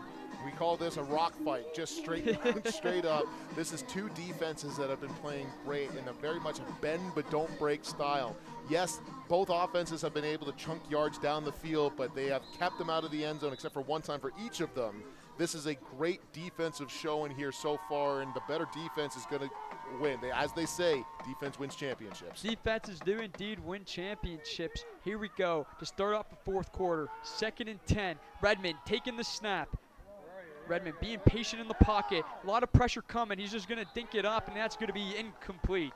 I would have loved to have seen Redmond get to that check down faster. You could tell his eyes were downfield. He wanted that big play, but when it's not there, find your running back who's coming out into the flats. Trying to shuffle it past it a little bit. You already see, even right there, he's making his reads, and there, find your running back, try to throw that. He instead tucks it and has to just try for that shovel pass, and unfortunately goes incomplete to force a 3rd down. Will Shields coming in off the edge with a lot of pressure, and I think Redmond can feel that, or felt that. But here comes the field goal team right here, and let's see if they can go up 3 points right here, and that's going to be a big 3 points, especially how both of these defenses have been playing today. Tonnos has not been able to move the ball very effectively here, so to get any points here would be massive. Gets the kick off, and it's wide right, trying to bring it out of the end zone here. So he got a Rouge, but he's going to be tackled in the end zone. He's trying, breaks off one, and he's just now going to be tackled, and I'm pretty sure that's going to be 1 point. That's a Rouge right there. So Bishop Ryan is going to be in the lead, 10-9 now. Had the distance, it just wasn't on target. And, you know, especially in this weather, you could see that a lot. And he's been a great place kicker all year too. Absolutely, and obviously this coaching staff for the Celtics understanding, you know what, even if he misses, our coverage team has been fantastic. We get the tackle, we get that extra point, and like we said previously, Bishop Tonnos has not been able to effectively run or pass the ball in the second half here. Trust your defense. You only need to win by 1. If this is the 10-9 final, I'm sure Bishop Ryan will be totally happy with that. I think they'll be all right like that. We've seen it like that in the OUA a couple weeks ago. Guelph First Western winning off of Rouge. Absolutely. Here we go. Hudson Taylor back on the field for the Bishop Tonnos offense. Fakes the handoff, rolling to his right. Overthrown. I think he was trying to find the intended target, number 0, Carter Constant. Right there. You see, it was a little bit it was too far for his guy out in the flats. It was too short for his guy at the secondary. It's one of those awkward spots, and it's very difficult to throw accurately when you're on the run because you can easily overthrow with the momentum you already have carrying you going forward. 2nd and 10 now. They're down by 1 point. I don't think the urgency is to score right on this drive. It's more, let's get down there. Let's take some time away from the clock and let's get a touchdown. But let's see what they do. 2nd and 10. Hudson Taylor looking to throw. He's taking it out of the pocket. He's calling his own number. He sees the first down sticks and he gets in a little bit more. Hudson Taylor for Bishop Tonnos, and he has commanded this offense today, and he has escaped the pocket at the right time, and he's been flawless back there, I like to say, calling his own number today. Absolutely. You talk about what it means to have a championship caliber quarterback who's cool under pressure, taking off and running, and this is exactly what this Tonnos offense needs. Fresh set of downs. See, he fakes the handoff. He's going to try and call his own number again, trying to break some tackles, trying to get some blocks. He's breaking off the tackles, and that's a great, solid gain for Hudson Taylor. You can tell that he wants this win desperately, fighting off Ryan defenders here and just knifing up the field with a great gutsy run. He sees that the outside isn't there. He cuts back. He avoids 3 defenders, cuts up the field, and gets a solid 7-yard gain. Call it a 5-yard gain, excuse me, to make that 2nd and 5. 2nd and manageable here, and Hudson Taylor in this game, especially on this drive, he has been like, I want to win this game. I don't want to go home. I love football. Let's go. Really looks impressive so far. They take a timeout, get the guys a little bit of a breather with some water. This is exactly how this game is going to go. You're going to need to be able to run the football. You're going to need to be able to secure the football. Throwing the ball consistently on first down has not been working so far for Tonnos, so running the ball, putting the ball into Hudson Taylor's hands, even if you have here's a primary receiver here, a primary read, if that's not there, take off and run with it. And I think that capability that he's shown with his legs is exactly why Tonnos is so dangerous, because even if you guard the running back and all those receivers, that quarterback can still take off and make you hurt. You love to see a mobile quarterback, especially in the Canadian game, and that's what you need for 3 downs. Let's see if they can finish this game and finish off this drive, because right now it's 2nd and 5, 2nd and 5, 2nd and manageable here. Hudson Taylor going to take the snap again. He's going to hand it off this time, and that's what they like to do. But this, Bishop, Ryan, defensive line, it's going to be 3rd and short. You're down 1 in the 4th quarter, 9 minutes remaining. Your defense has been tremendous. Do you try to go for it just because it's on the 50-yard line, or do you try to punt it off and play the field position here? You still have 9 minutes left in the half. You trust your defense, I think, and that's a great job. Once again, Joey Jav Taylor trying to knife up the field, trying to get that extra yard, and the Celtics not making it easy for them, and it looks like Tonnos is going for it. This is what you like to see, though. Nice aggressive play calling right here. Hudson Taylor under center, 10-9 ball game. 8 minutes remaining in the 4th quarter. Handing it off to his running back, and he got it. I think he has enough for that first down. Let's see what they spotted. Yeah, it looks like they're going to give him that first down. Did a great job running that ball. That just hard-nosed football. You know the run is coming. We're still going to run it anyways, and a first down, move the set of chains. Tremendous play call right there. I thought he was going to QB sneak it. I think they thought so too. And handing it off to him, and he just got that first down. Big number 99, Nick Miller coming around the horn there. Lead blocking for his running back, creating enough space. We love to see an offensive lineman with some ability to run. Great job. Fresh set of downs, especially in this championship game. Bishop Tonnos too, on the road here in the rainy conditions. If they could get this game somehow win this game, that's a tremendous good way going into the next round of these playoffs. I know it's a championship, but next round of these Ontario playoffs. An incomplete pass right there for Hudson Taylor. I really like how they're going through the air. Both teams are not scared to go through the air, and I love that. Yeah, I would have loved to have seen Hudson take a little bit more time when he's about to throw that ball. You could see comes out quickly from his hands, sit in that pocket, establish your feet, and throw a strike. Carter Costin was coming over the middle. He was open, and the ball just sails on Hudson a little bit. Another 2nd and 10 is not where they want to be. It's not what you want to do. You want to win first downs consistently. And they have been doing that on this drive. Now it sets them up for a 2nd and 10 here with that missed pass. Hudson, Taylor, gonna hand it off, but breaks off a tackle, breaks off a couple more. I thought he was gonna be caught right behind the back of the line, at the line of scrimmage. I thought he was gonna be caught by the BR players right there, BR defensive lineman, but breaking it off. That's Joey Jeff Taylor, running hungry. He knows what type of situation they're in right now. You can't keep your leg. You can't stop your legs from moving. He keeps it moving. Look at that. Breaks a tackle. He runs right through the wall. He doesn't care. He really run through a wall any day of the week, especially for this championship game. That's exactly what he does. Now it's 3rd and short, and they're going for it once again. Yeah, you went for it previously. No reason not to on another 3rd and short. Let's go, China! And this time QB sneak, and they go for it, but there's a flag on the play with the perfect 7 minutes remaining on the game, or 6:57. If that's offside on the Celtics, that's one thing, but if that's offside against Tonnos. And it's the only time you can wrap someone else out, right there. They don't want. I don't want the flag. I don't want the penalty. Oh, they're calling offside on Bishop Tonnos. That's going to back him up 5 yards. You still go for it on 3rd and 6 instead of 3rd and 1. I would punt it, and I think that's exactly what they're going to be doing right now, out-trotting the punt team, because they had 3rd and short. Now they have now it's 3rd and long. That penalty is a drive killer, like you just see right there.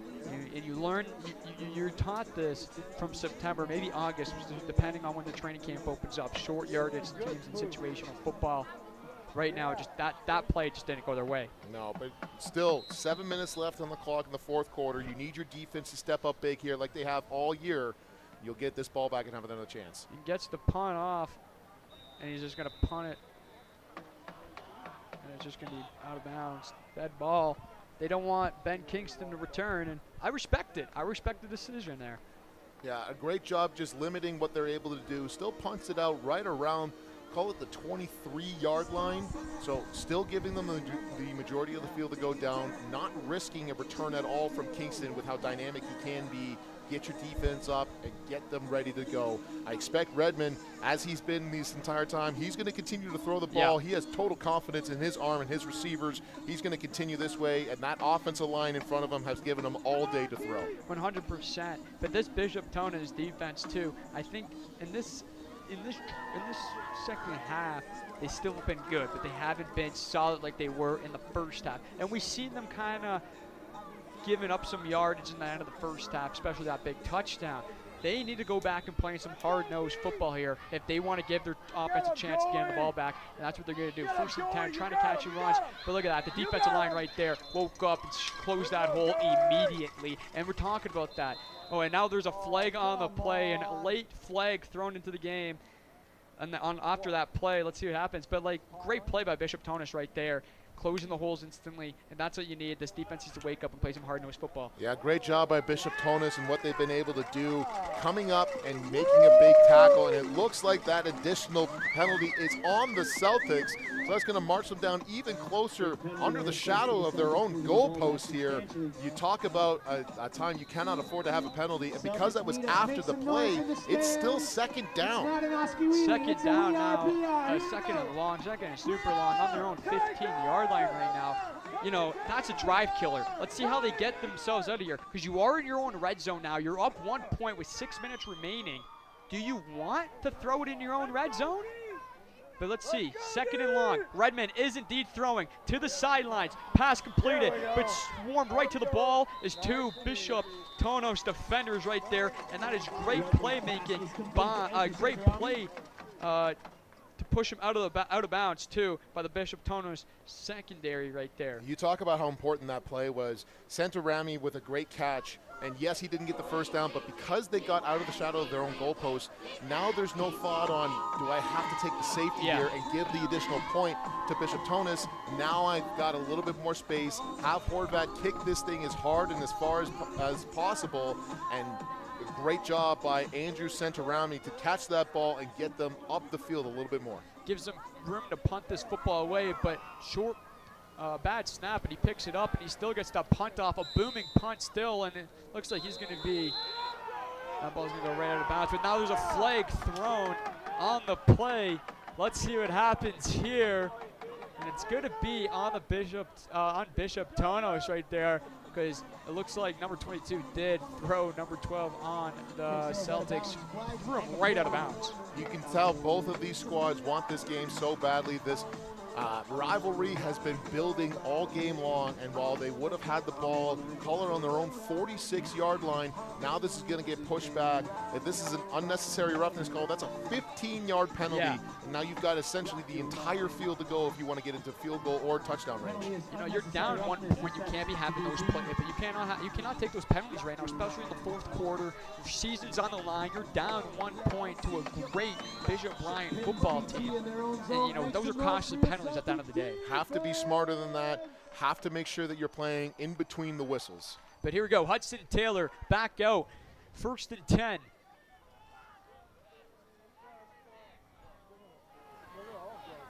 Taking the snap, looking to throw.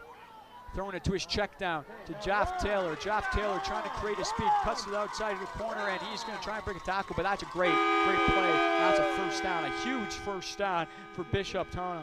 Yeah, you talk about how important it is to get your running backs into the game here, and while, yes, you'd love to get those receivers down the field, sometimes just getting the ball to your running back in space into the flats, let him make somebody miss, get up the field for a big first down.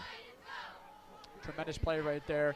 And they're going to hand it off a little bit, and he's going to be just a very small gain, a little short gain right there, and it's going to bring 2nd down. You know, I think what they need to really do is be more creative with the run plays right now. And even the passing game too, like a couple more screen passes. Let's see some receiver screens here. Let's just see your offensive line pull a little bit more and create some more holes for your running back to go through. But here we go, 2nd and long. I believe there's a timeout being called on the field. Certainly something was stopping this. It looks like there was a timeout, but you talk about the play calls here, and you talk about the run that are happening here. Zone read run game that Tonnos loves to do allows Hudson to potentially read that defensive end, pull that if he has to. He's done that a couple of times here, but credit to this Bishop Bryan defensive ends here. They have not made it very easy for them to read, and constantly having to hand that ball off with great linebacker play that are coming up into the box and making those solid tackles. They've made it very difficult to run effectively off the ball, especially in a standard zone right or zone left kind of scheme. Bishop Bryan has been tremendous on the defensive side tonight. Both of them actually have. I'm going to give credit to both of them today. But to close down this game in the second half, Bishop Bryan has so far shut out Bishop Tonnos, and that's hard to do. Absolutely. I mean, even Bishop Bryan's point is literally just 1 point off of a missed field goal, so they are not easy to come by at all. But like we mentioned, with a game like this, in a rock fight where every yard is a punishment to try to get, even just 1 point can win you a football game. Here we go, 2nd and long. Hudson Taylor in the shotgun. He's going to take the snap, fake the handoff, trying to look downfield, pocket collapsing, going out of the pocket, using his legs. He's going to try and get the first down. Does he have enough? Depend on the spot, but it looks like they did give him the yardage. It is a first down for the Titans. There you go. That's where you that's where you love to have a quarterback like Hudson Taylor, that when the pocket is collapsing right here, because great job right there by Joey Jaff Taylor picking up the blitzer and then letting Hudson Taylor use his legs. And that's what you like out of a mobile quarterback like that. And you know, I've seen a mobile quarterback growing up, Trey Ford, now in the Canadian Football League, and he's doing a tremendous job right here, Hudson Taylor being a mobile quarterback.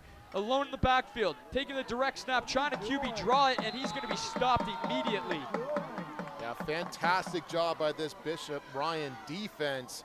I mean, you start talking about how important it is to limit a guy like Taylor when he's able to run the ball so effectively, and with a great stop on defense, coming up and making that tackle before he's able to get going. That's a huge play to force another 2nd and long. That's a huge play by this defense right here. This defensive line coming in, swarming quickly. That's what you like to see. BR has been tremendous on the defensive side of the ball today and all season long. But let's see what they do here. Hudson Taylor back in the shotgun, obviously. Here we go, big down here, 2nd and long. 3:27 remaining in the game. He's looking downfield. In the middle of the field, pass completed, first down, and that's going to be a fresh set of downs. That's going to move the chain. Great poise in the pocket. And completion for the Cardinals, first down. Finally connecting with Carter Costin down the center of the field here. A great job staying in the pocket as the pressure's happening on him. And Hudson, once again, when you talk about a quarterback that's been in a championship game so many times, finding this guy down the field. You know, this is starting to feel like a championship winning drive from your quarterback. The leadership he brings, getting himself out of trouble, getting the team out of trouble.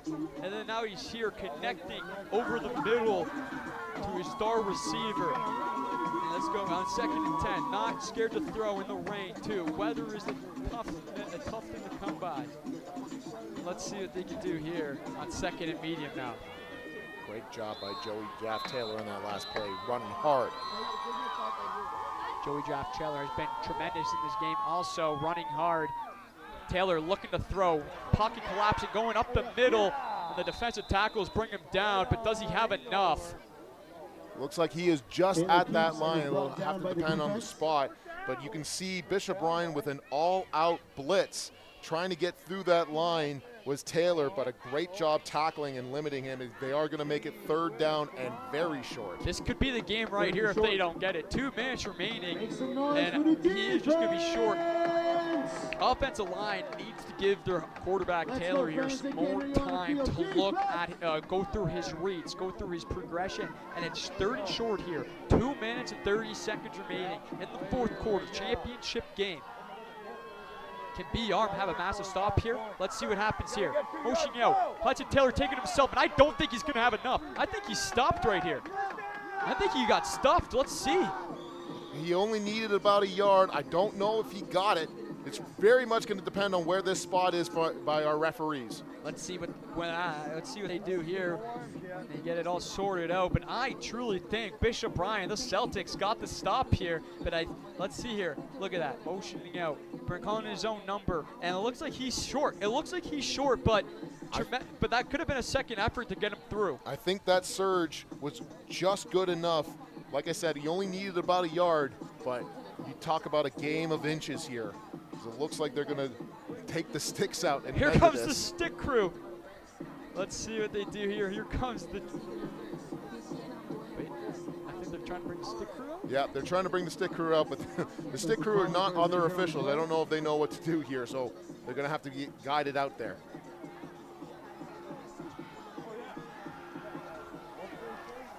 You talk about how important it is on a drive like this. Yeah. What the spot of the ball truly means. Like you mentioned, 2 minutes and 17 seconds left to go in the 4th quarter. If you don't get this on here, you give the ball back to Bishop Ryan, 1 or 2 first downs, and suddenly that could be the ball game here. It's all going to come down to this. Does the drive keep going? Does the drive keep going? Let's see. Perfect camera angle right here, and let's see if he has enough. Oh, boys, get out of the way. And he's not. He's going to be short. He's short. The Bishop Ryan Celtics get a massive stop in this championship football game. 2 minutes remaining, though, in the Canadian Football League. That's still a lot of time. Absolutely. But if they keep on getting a couple more first downs, this Bishop Towers defense has been spectacular. I think they could get a stop here. I do not know what the timeout situations are like for both sides of the ball, but I got to say at least they have one left. What a phenomenal play by this Bishop Ryan defense to force that turnover. And like you mentioned here, the game is not over. There was an old saying in the CFL, no lead is safe with the Canadian game. Yep. But here, like I mentioned previously, if Bishop Ryan could put together just a couple of first downs, running this football, draining some clock, they could come away as city champions. That's why Bishop Ryan has been the best all year long. It's because their defense can get stops like that. I mean, you just show it was on full display today. Redmond Gonna try and take it himself. Actually, it's not Redmond, sorry. That's Kingston. Yeah, it's Ben Kingston, sorry. Ben Kingston, there we go. Put the ball in your playmaker's hands, in your money man's hand right there in Ben Kingston. But even though it results in losing yards and they don't get the first down, now it's 2nd and long. You're going to have to run it again. Your defense got a massive stop for you here.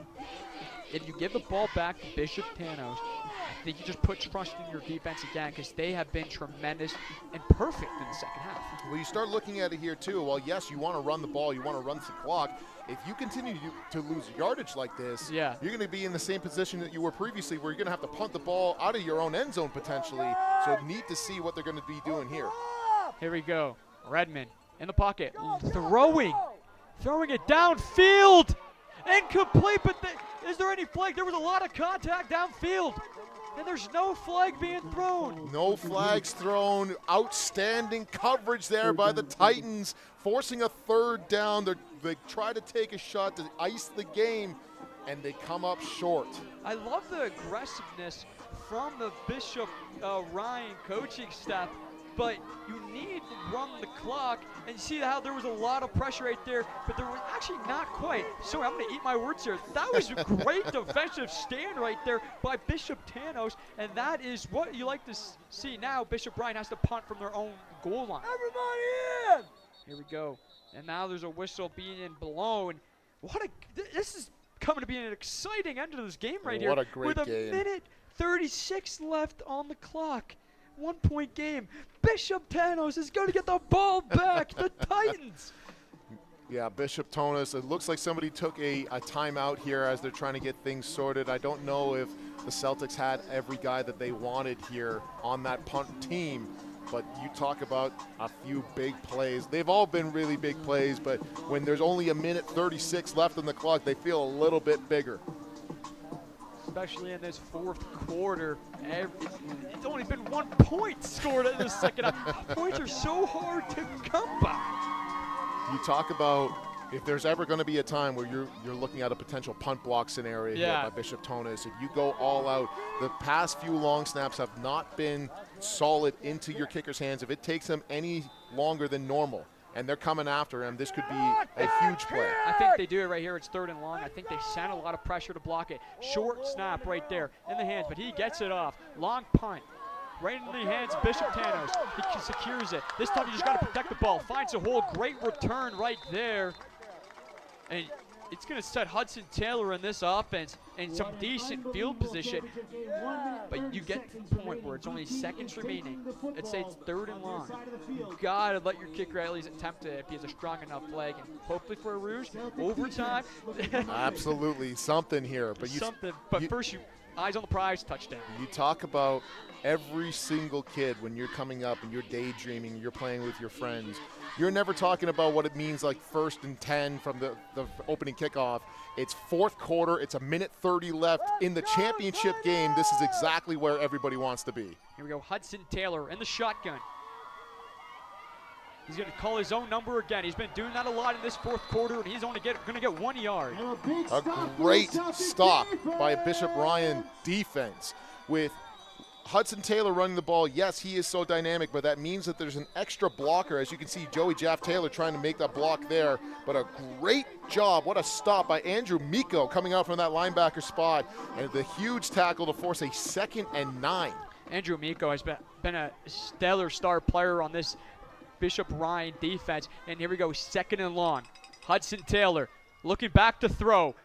Clean pocket, throwing it to his check down, and it's incomplete. You have to go for it. A minute left in this game.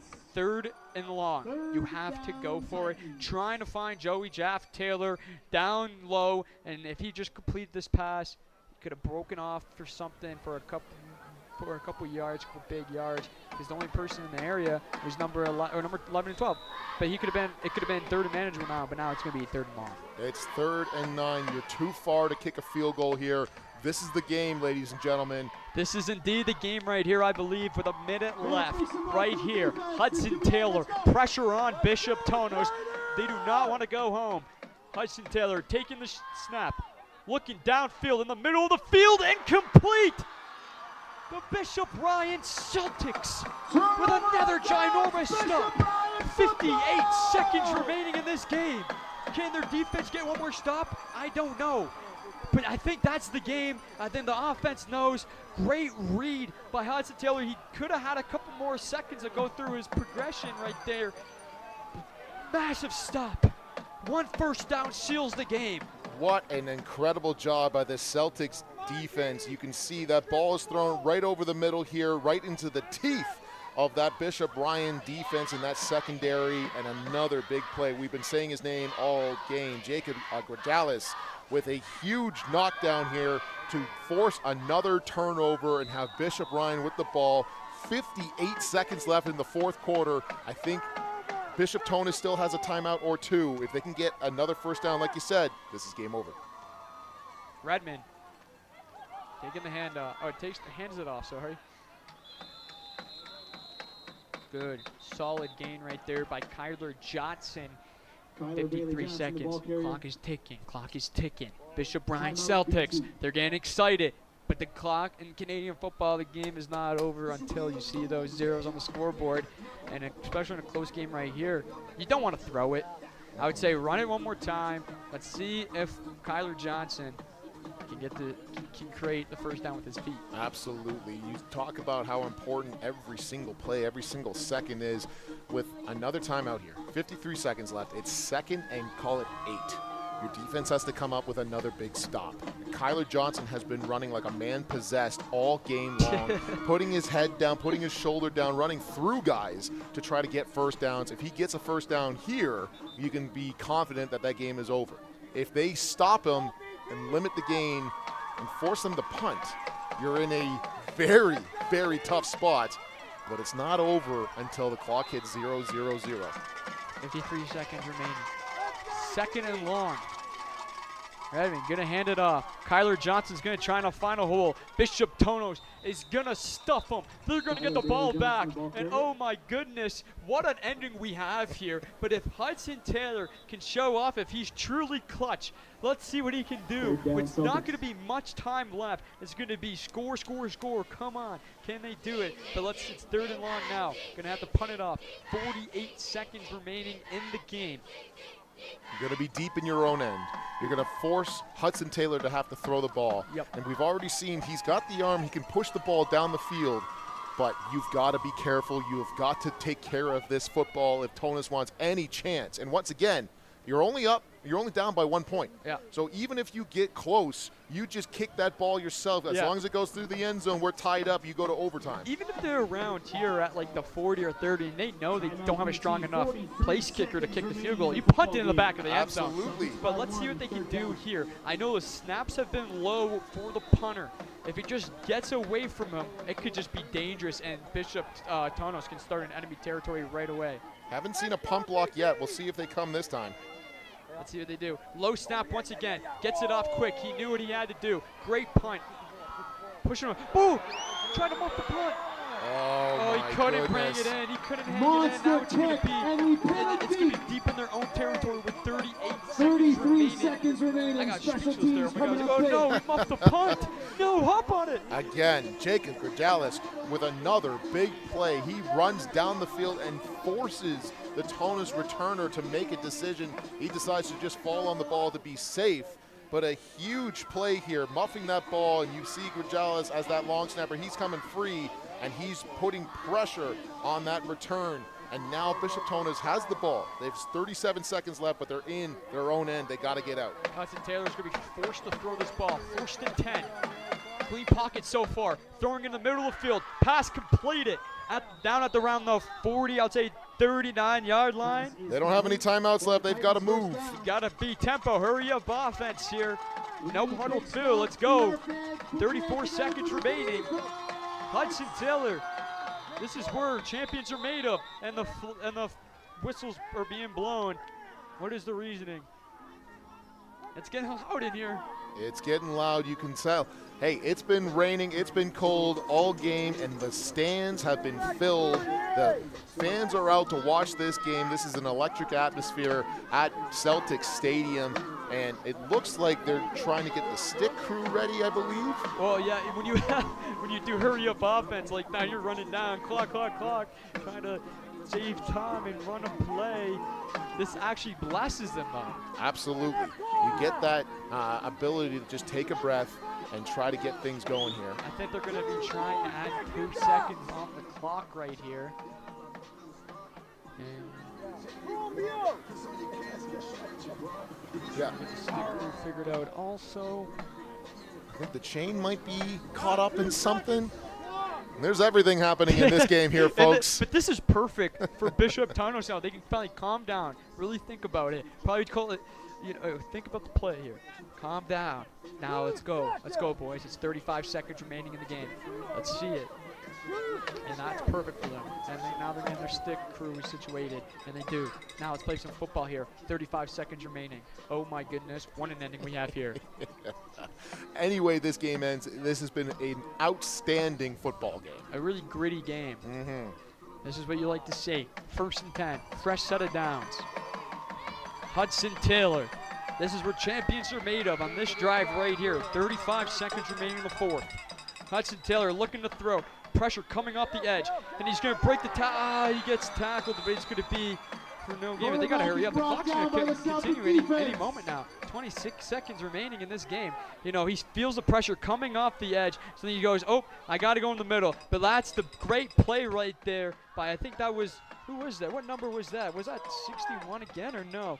But here we go, trying to throw it. Pass completed to the sidelines. That's clutch. And that's a clutch play right there to dive for that pass right there and get the catch. Now the stick crew is moving. Here we go. A great catch by Xavier Shields just on the corner, the comeback route on the sidelines, getting underneath that ball. Hell of a play. 17 seconds remaining. Hudson Taylor again looking to pass.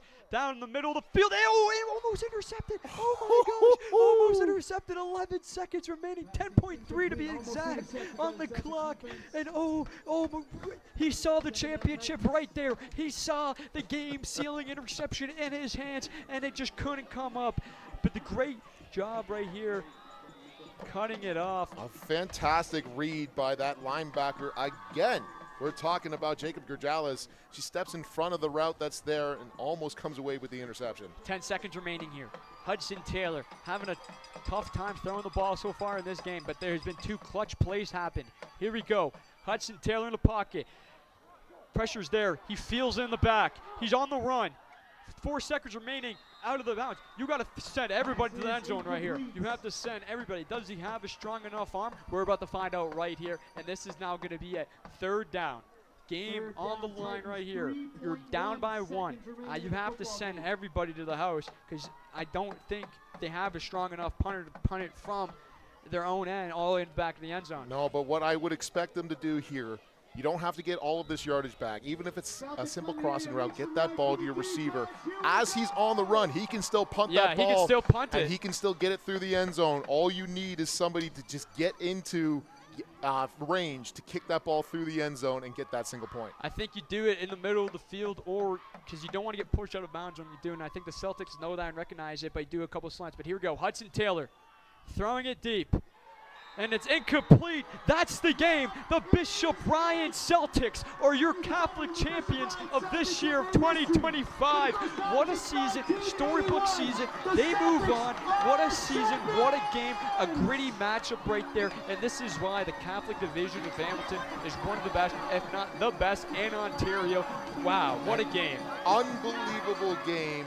And it ends in heartbreak for the Bishop Tonnos Titans, but there is a new champion in the Hamilton Catholic system. This is the Bishop Ryan Celtics. They finished completely perfect in the regular season. They hosted a championship game on their own turf, and they came away with a victory. 1 point scored in the entirety of the second half, and that's all it takes. We said these boys would be very happy with a 10-9 final, and that's exactly what we have here. We were saying right when that missed field goal happened, that might be it. That might be the game winner right there, and it ended up resulting into the game winner.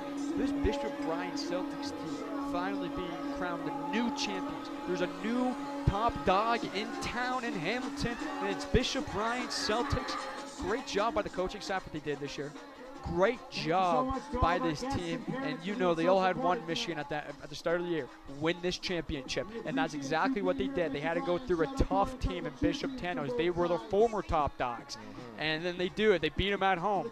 Now they got to move on. Don't know who they'll play just yet, but what a season. Perfect in the regular season. And now continuing their perfect streak. Bishop Ryan next week in the GHAC semifinals will play the Corpus Christi Longhorns from Burlington. All right. And the winner of that game will play in the GHAC Bowl. And whoever wins that game goes off to OFSA. There are potentially 3 more games for Bishop Ryan here if they continue on. Bishop Tonnos, an incredible season, but their season is done. It's time for the Celtics to be on top, and they are champions in 2025. Great job by the Bishop Ryan Celtics. I called their game earlier in the year too, and they had to find ways. They had a tough time though, getting Ben Kingston involved. Kyler Johnson got hot at the right time at the end of the first half, and having those gritty runs to keep the drives alive and really milk the clock. But this Bishop Tonnos defense, I know their season's over, but they have to be proud about a lot of things that happened this season, and especially in this game. They brought it all to the very last whistle and the very last play of the game. And yeah, an outstanding job by both of these squads. We will take a quick break here. We'll be back with some more championship coverage right here on Cable 14.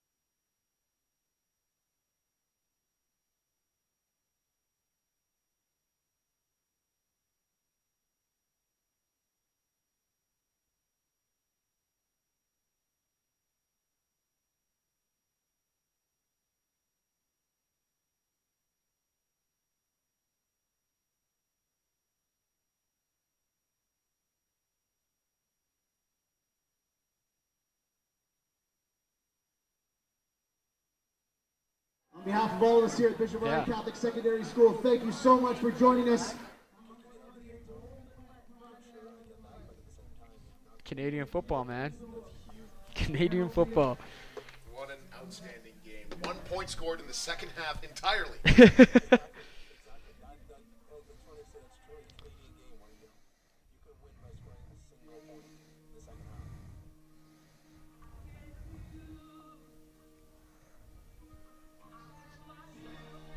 That was tremendous, man. Yeah, man.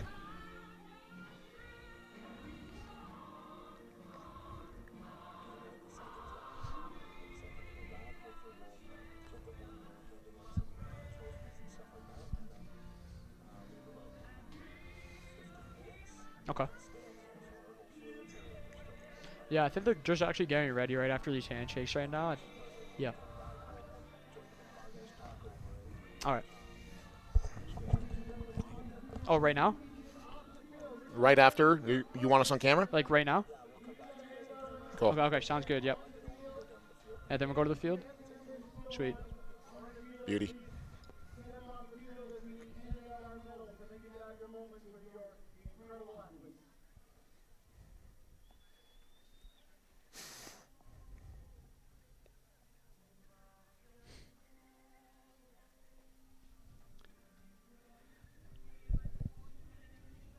What an awesome game. Tremendous game. That was beautiful. And for this team too, I'll say what I gotta say right when we come back. But I want to say, like, I'm just thinking of like, I'll tell you. I'll tell you in 20 seconds.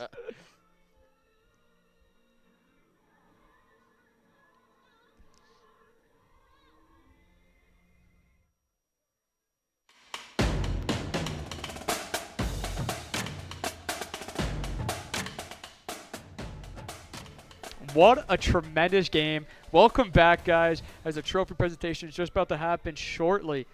An unbelievable feeling.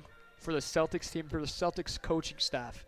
You know, they really put a lot of time and effort into the staff, into the players, into the year, and got this very beautiful field right here. A perfect season, storybook season. They're going to create movies about that. The kids are going to tell their kids about this game, about this championship. What do you think is next? Do you think they can go all the way to make a run to the OFSA? I mean, you look at a team like this as a full, complete team. You talk about a Ben Kingston, you talk about a Jake Redmond and his ability to shake off interceptions and keep going. Kyler Johnson played incredibly, and that offensive line was stellar with the counters and the powers that they're pulling guys through, moving well and creating lanes, and a defense. Jake Rogales at that middle linebacker spot. What an impressive win here by Bishop Ryan. We talked about it earlier. Bishop Tonnos had been here before. They had won previously 3 years in a row. And the fact that they came here and they won a gritty football game, a true Hamilton gritty football game, 10-9. What an incredible matchup this was. That's an all-time high school classic. This is going to go down for years, talked about. They took down the top dogs. I would say the powerhouse program in Hamilton and Bishop Tonnos. But one guy I really want to talk about, Austin Easton, playing both ways.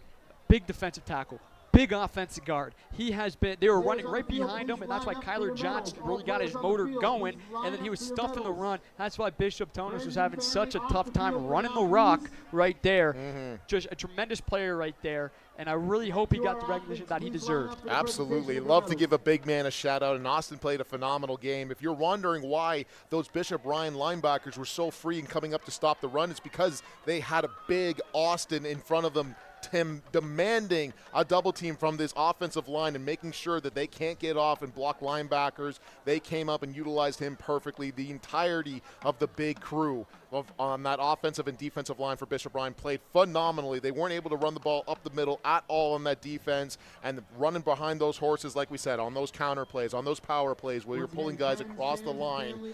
Great job by Bishop Ryan and those big men. We said it before.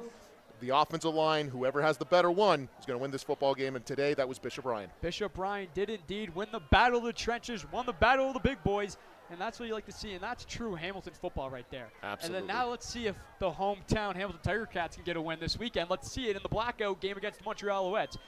But let's not do any distractions away from this Bishop Ryan Celtics team, and what a moment for these kids. And I just got to know they're going to feel so happy going home.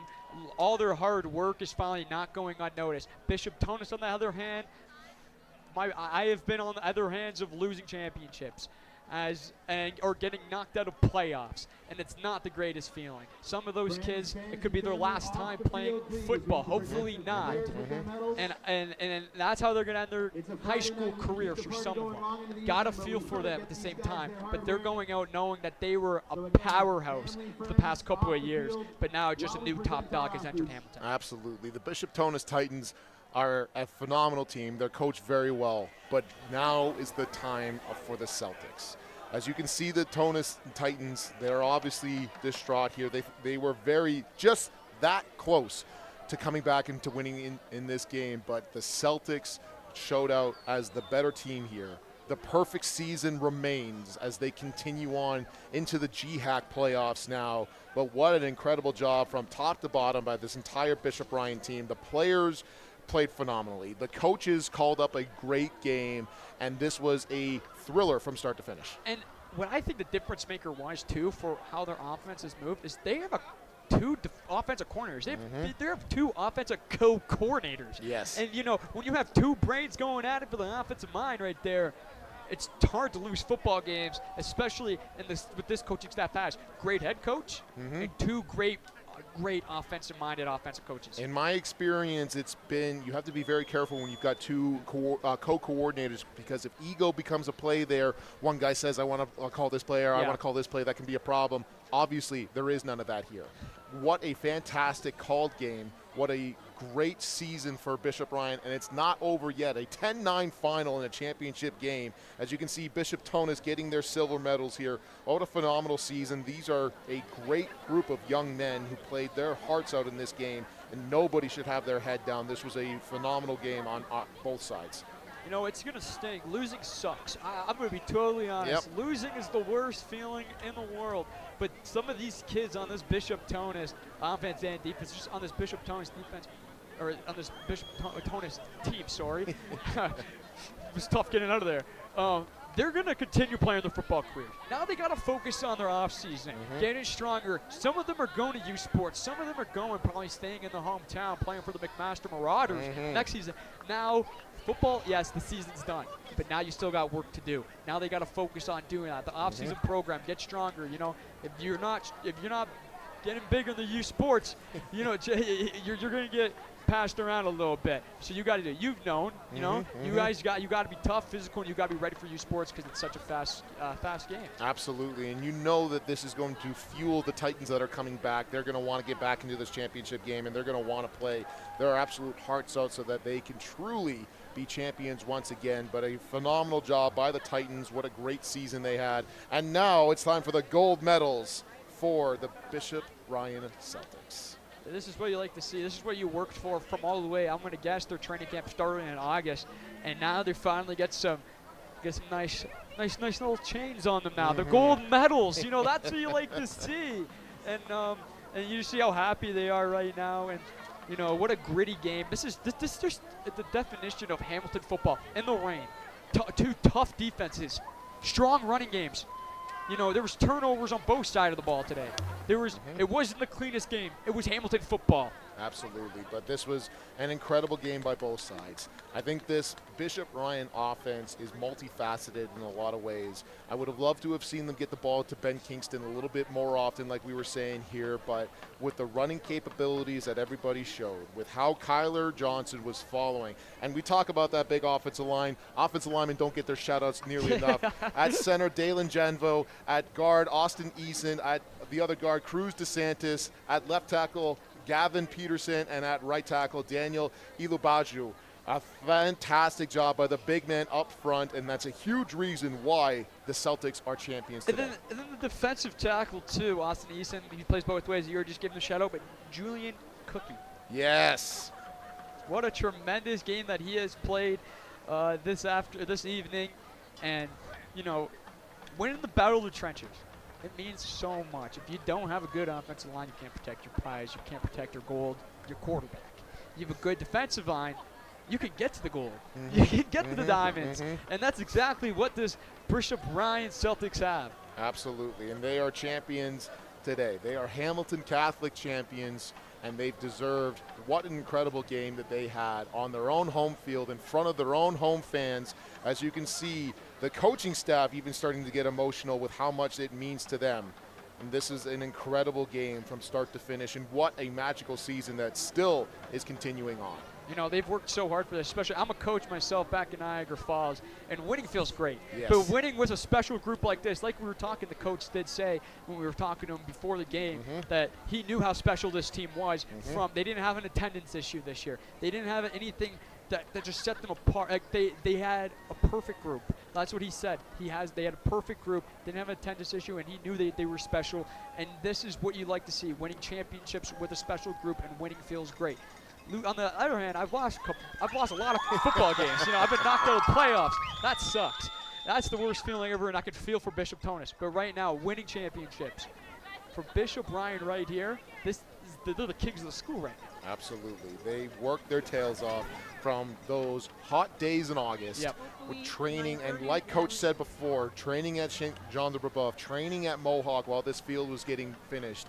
And now this Celtic team can rest knowing that in the first year that they had a new field, they were champions. They're undefeated, too. Undefeated on this field. This field has not seen a loss, and I don't think they'll see it for another little while. What an outstanding job. But now they have to know the job's not finished. The goal is also, from the start of the year, the goal is win your championship, win your district, win your Catholic League. Win the Catholic League, then go to the next round. Let's go to what's the second round called? The GHAC? The GHAC. Golden Horseshoe. Yeah, Golden Horseshoe Bowl. Go to there. And then go to OPSA. So now the goal is now the goal is go to offset. Absolutely, and they're going up against a very strong Corpus Christi team. This was a Corpus team that last year won the OFSA Bowl. Now they graduated a number of great players, but they've got a bunch of future U Sports players on that Corpus team, but so does Bishop Ryan. And I think if they can play a similar brand of football like they did today, they will come out as champions of that semifinal and have the potential to play in the GHAC final. You know, they're going to have to get Ben Johnson not Ben Johnson, Ben Kingston involved next week. They're going to have to get him, let him run it. Absolutely. Throw some receiver screens his way. Let him get involved in this offense. And it's kind of surprised me that they did win this game without using him and without getting him involved, because that's a great job what Bishop Tonnos did, stopping their star players. And yes, he had some good returns on special teams and setting them up for success, but there was only 1 point scored in the second half. Absolutely. In the passing game, limiting what he was able to do. Even on the balls that he did catch, even the throws that we saw was a lot of comebacks. So guys are coming out, stopping, going back towards the sideline, using a route like that. That's either going to be a completion like we saw, it's going to be incomplete, not allowing for a potential interception to happen. So safe throws. I'd love to see him get a little bit more involved, and I think if they want to continue on, their goal should be to win OFSA this year. It has to be getting Kingston more involved, getting the ball in his hands and allowing them to do their thing. A great job by the Bishop Celtics. And that's exactly what they're going to probably do next week. But now they got one more week of practice. They got one more game. They got one more time with this group, and it is a special group. And I think everyone in Hamilton is starting to see that this is a special group. And they're hoping that they go all the way, because they play with the team from Burlington. The team from Burlington, the Corpus Christi Longhorns. An incredible job, an incredible season, and these guys really look impressive from start to finish, from top to bottom, from the star players to the guys who are still on the bench, from the grade 13s to the grade 11s. Everybody on the Bishop Ryan Celtics are champions. Just tremendous, and you know, look how happy they are. You know, they're all emotional too. But now it's back to work. Absolutely. You have tonight, you have the weekend, Monday, back to work. Well, you can see how big this team is. We've been talking here for a while. They are still handing out medals. My goodness, how many players do these guys have? Well, it is a massive school. We're inside the school right now, and it is ginormous. It's a massive, beautiful school, absolutely. But they've got a number of kids out and a number of really great players, and it's a big reason why they are champions. Bishop Ryan Celtics. You talk about how impressive that defense is, and obviously we started with that linebacker, Jacob Dallas. But again, we talked about it. The guys out on the corners and the halves, how they were able to come up the field. A guy like Lucas Underhill from his DB position. A guy like kicker Luca Horvat, who also plays field side corner, coming up and making a couple of big tackles here with that team defense like you've mentioned, with gang tackling. A great job by Bishop Ryan, and what an incredible game defensively. And like I said, Hudson Taylor is very dangerous with the ball in his hands, and it's always in his hands because he's the quarterback. And to limit him and to not allow a single point in the second half, and even if you really want to look at this, the only reason why they really let that first touchdown is because a big play, an interception that let them down, and then another big play by Bishop Tonnos. But they did not allow a lot or anything for Tonnos offensively here. Just a great game defensively for Bishop Ryan. A near perfect game from the Bishop Ryan Celtics defensively, and you know they're going to keep this momentum up. They have been stellar from game one to now. Now going in, competition gets harder as the year goes now. As you reach these next rounds for the Golden Horseshoe, that now it's let's go. And now a lot of eyes are coming towards your players. Got to keep them in check. A lot more scouts, too. The more games you play at the senior level, the more the scouts look. Absolutely. Now it's more film. Let's go be great. And there we go. The cup is out. The trophy is out. They take their final picture underneath the scoreboard that has gone out. Oh, terrible timing. There's too many medals to hang out. They couldn't get it there until the lights got cut out. But what an incredible season. A beautiful season, storybook. I'll say it 100 times, probably say it 100 more times, storybook. A Friday night in Hamilton, cold and dreary and rainy, and you get to come away as champions. You know those kids are going to have the time of their lives tonight, and they deserve every second of that celebration because they have earned it. They are Hamilton Catholic champions. just a tremendous game. And Canadian football, winning off of a Rouge. I love it. I love it. Yeah, it is truly incredible what you can see here. And you talk about a great team win. Offensive, defense, and special teams. You needed great punting from Luca Horvat, younger brother of Michael Horvat, who punts for those McMaster Marauders. He had a great game. You see what the offense did. We've listed a number of those names, and the defense and how they stepped up in this game as well. This was a team win from top to bottom. It wasn't like one player just took this over, and that's what makes championship caliber teams. And they had a championship-style defense, and they had a championship-style offense to get those gritty yards at the running game with Kyler Johnson. They also had their fullback that was getting those tough yards. And Jack Redden's still not scared to throw the football after he threw 3 interceptions. That's what you like to see out of a leader. That's what you get to see. Don't be scared to throw, because a lot of quarterbacks in the high school level, they get nervous now to throw the ball, especially after 1 turnover. He had 3 turnovers, and he still wasn't scared. That's why they won the game today, because it's true. It doesn't matter your stats. It just matters what the score on the scoreboard is. Well, you talk about how important it is for that mental toughness, exactly like you're saying here. You and I have both coached. You know, we've had quarterbacks that throw the touchdown and they come down, their heads down, they come on the sidelines, and you're just trying to get them back up and get them ready to go. From what we saw, Jack constantly had his head up, and they're hoisting that trophy up right now, as you can see on your screens. But what an incredible play. That's what you love to see. A memory that those kids are going to remember for a lifetime, depending on, doesn't even matter how the rest of the season goes. They have hardware to show for it this season. And those grade 11s, they're getting a lot more games those guys play, a lot more better they get, a lot more developed they become. And then next year, that means they can even become scarier again. That means this Celtics team can just go back, because next year you play a lot of games. What happens when you get a lot of games, a lot of reps? You get better with those reps, and those grade 11s are very happy right now. An incredible job by both teams here.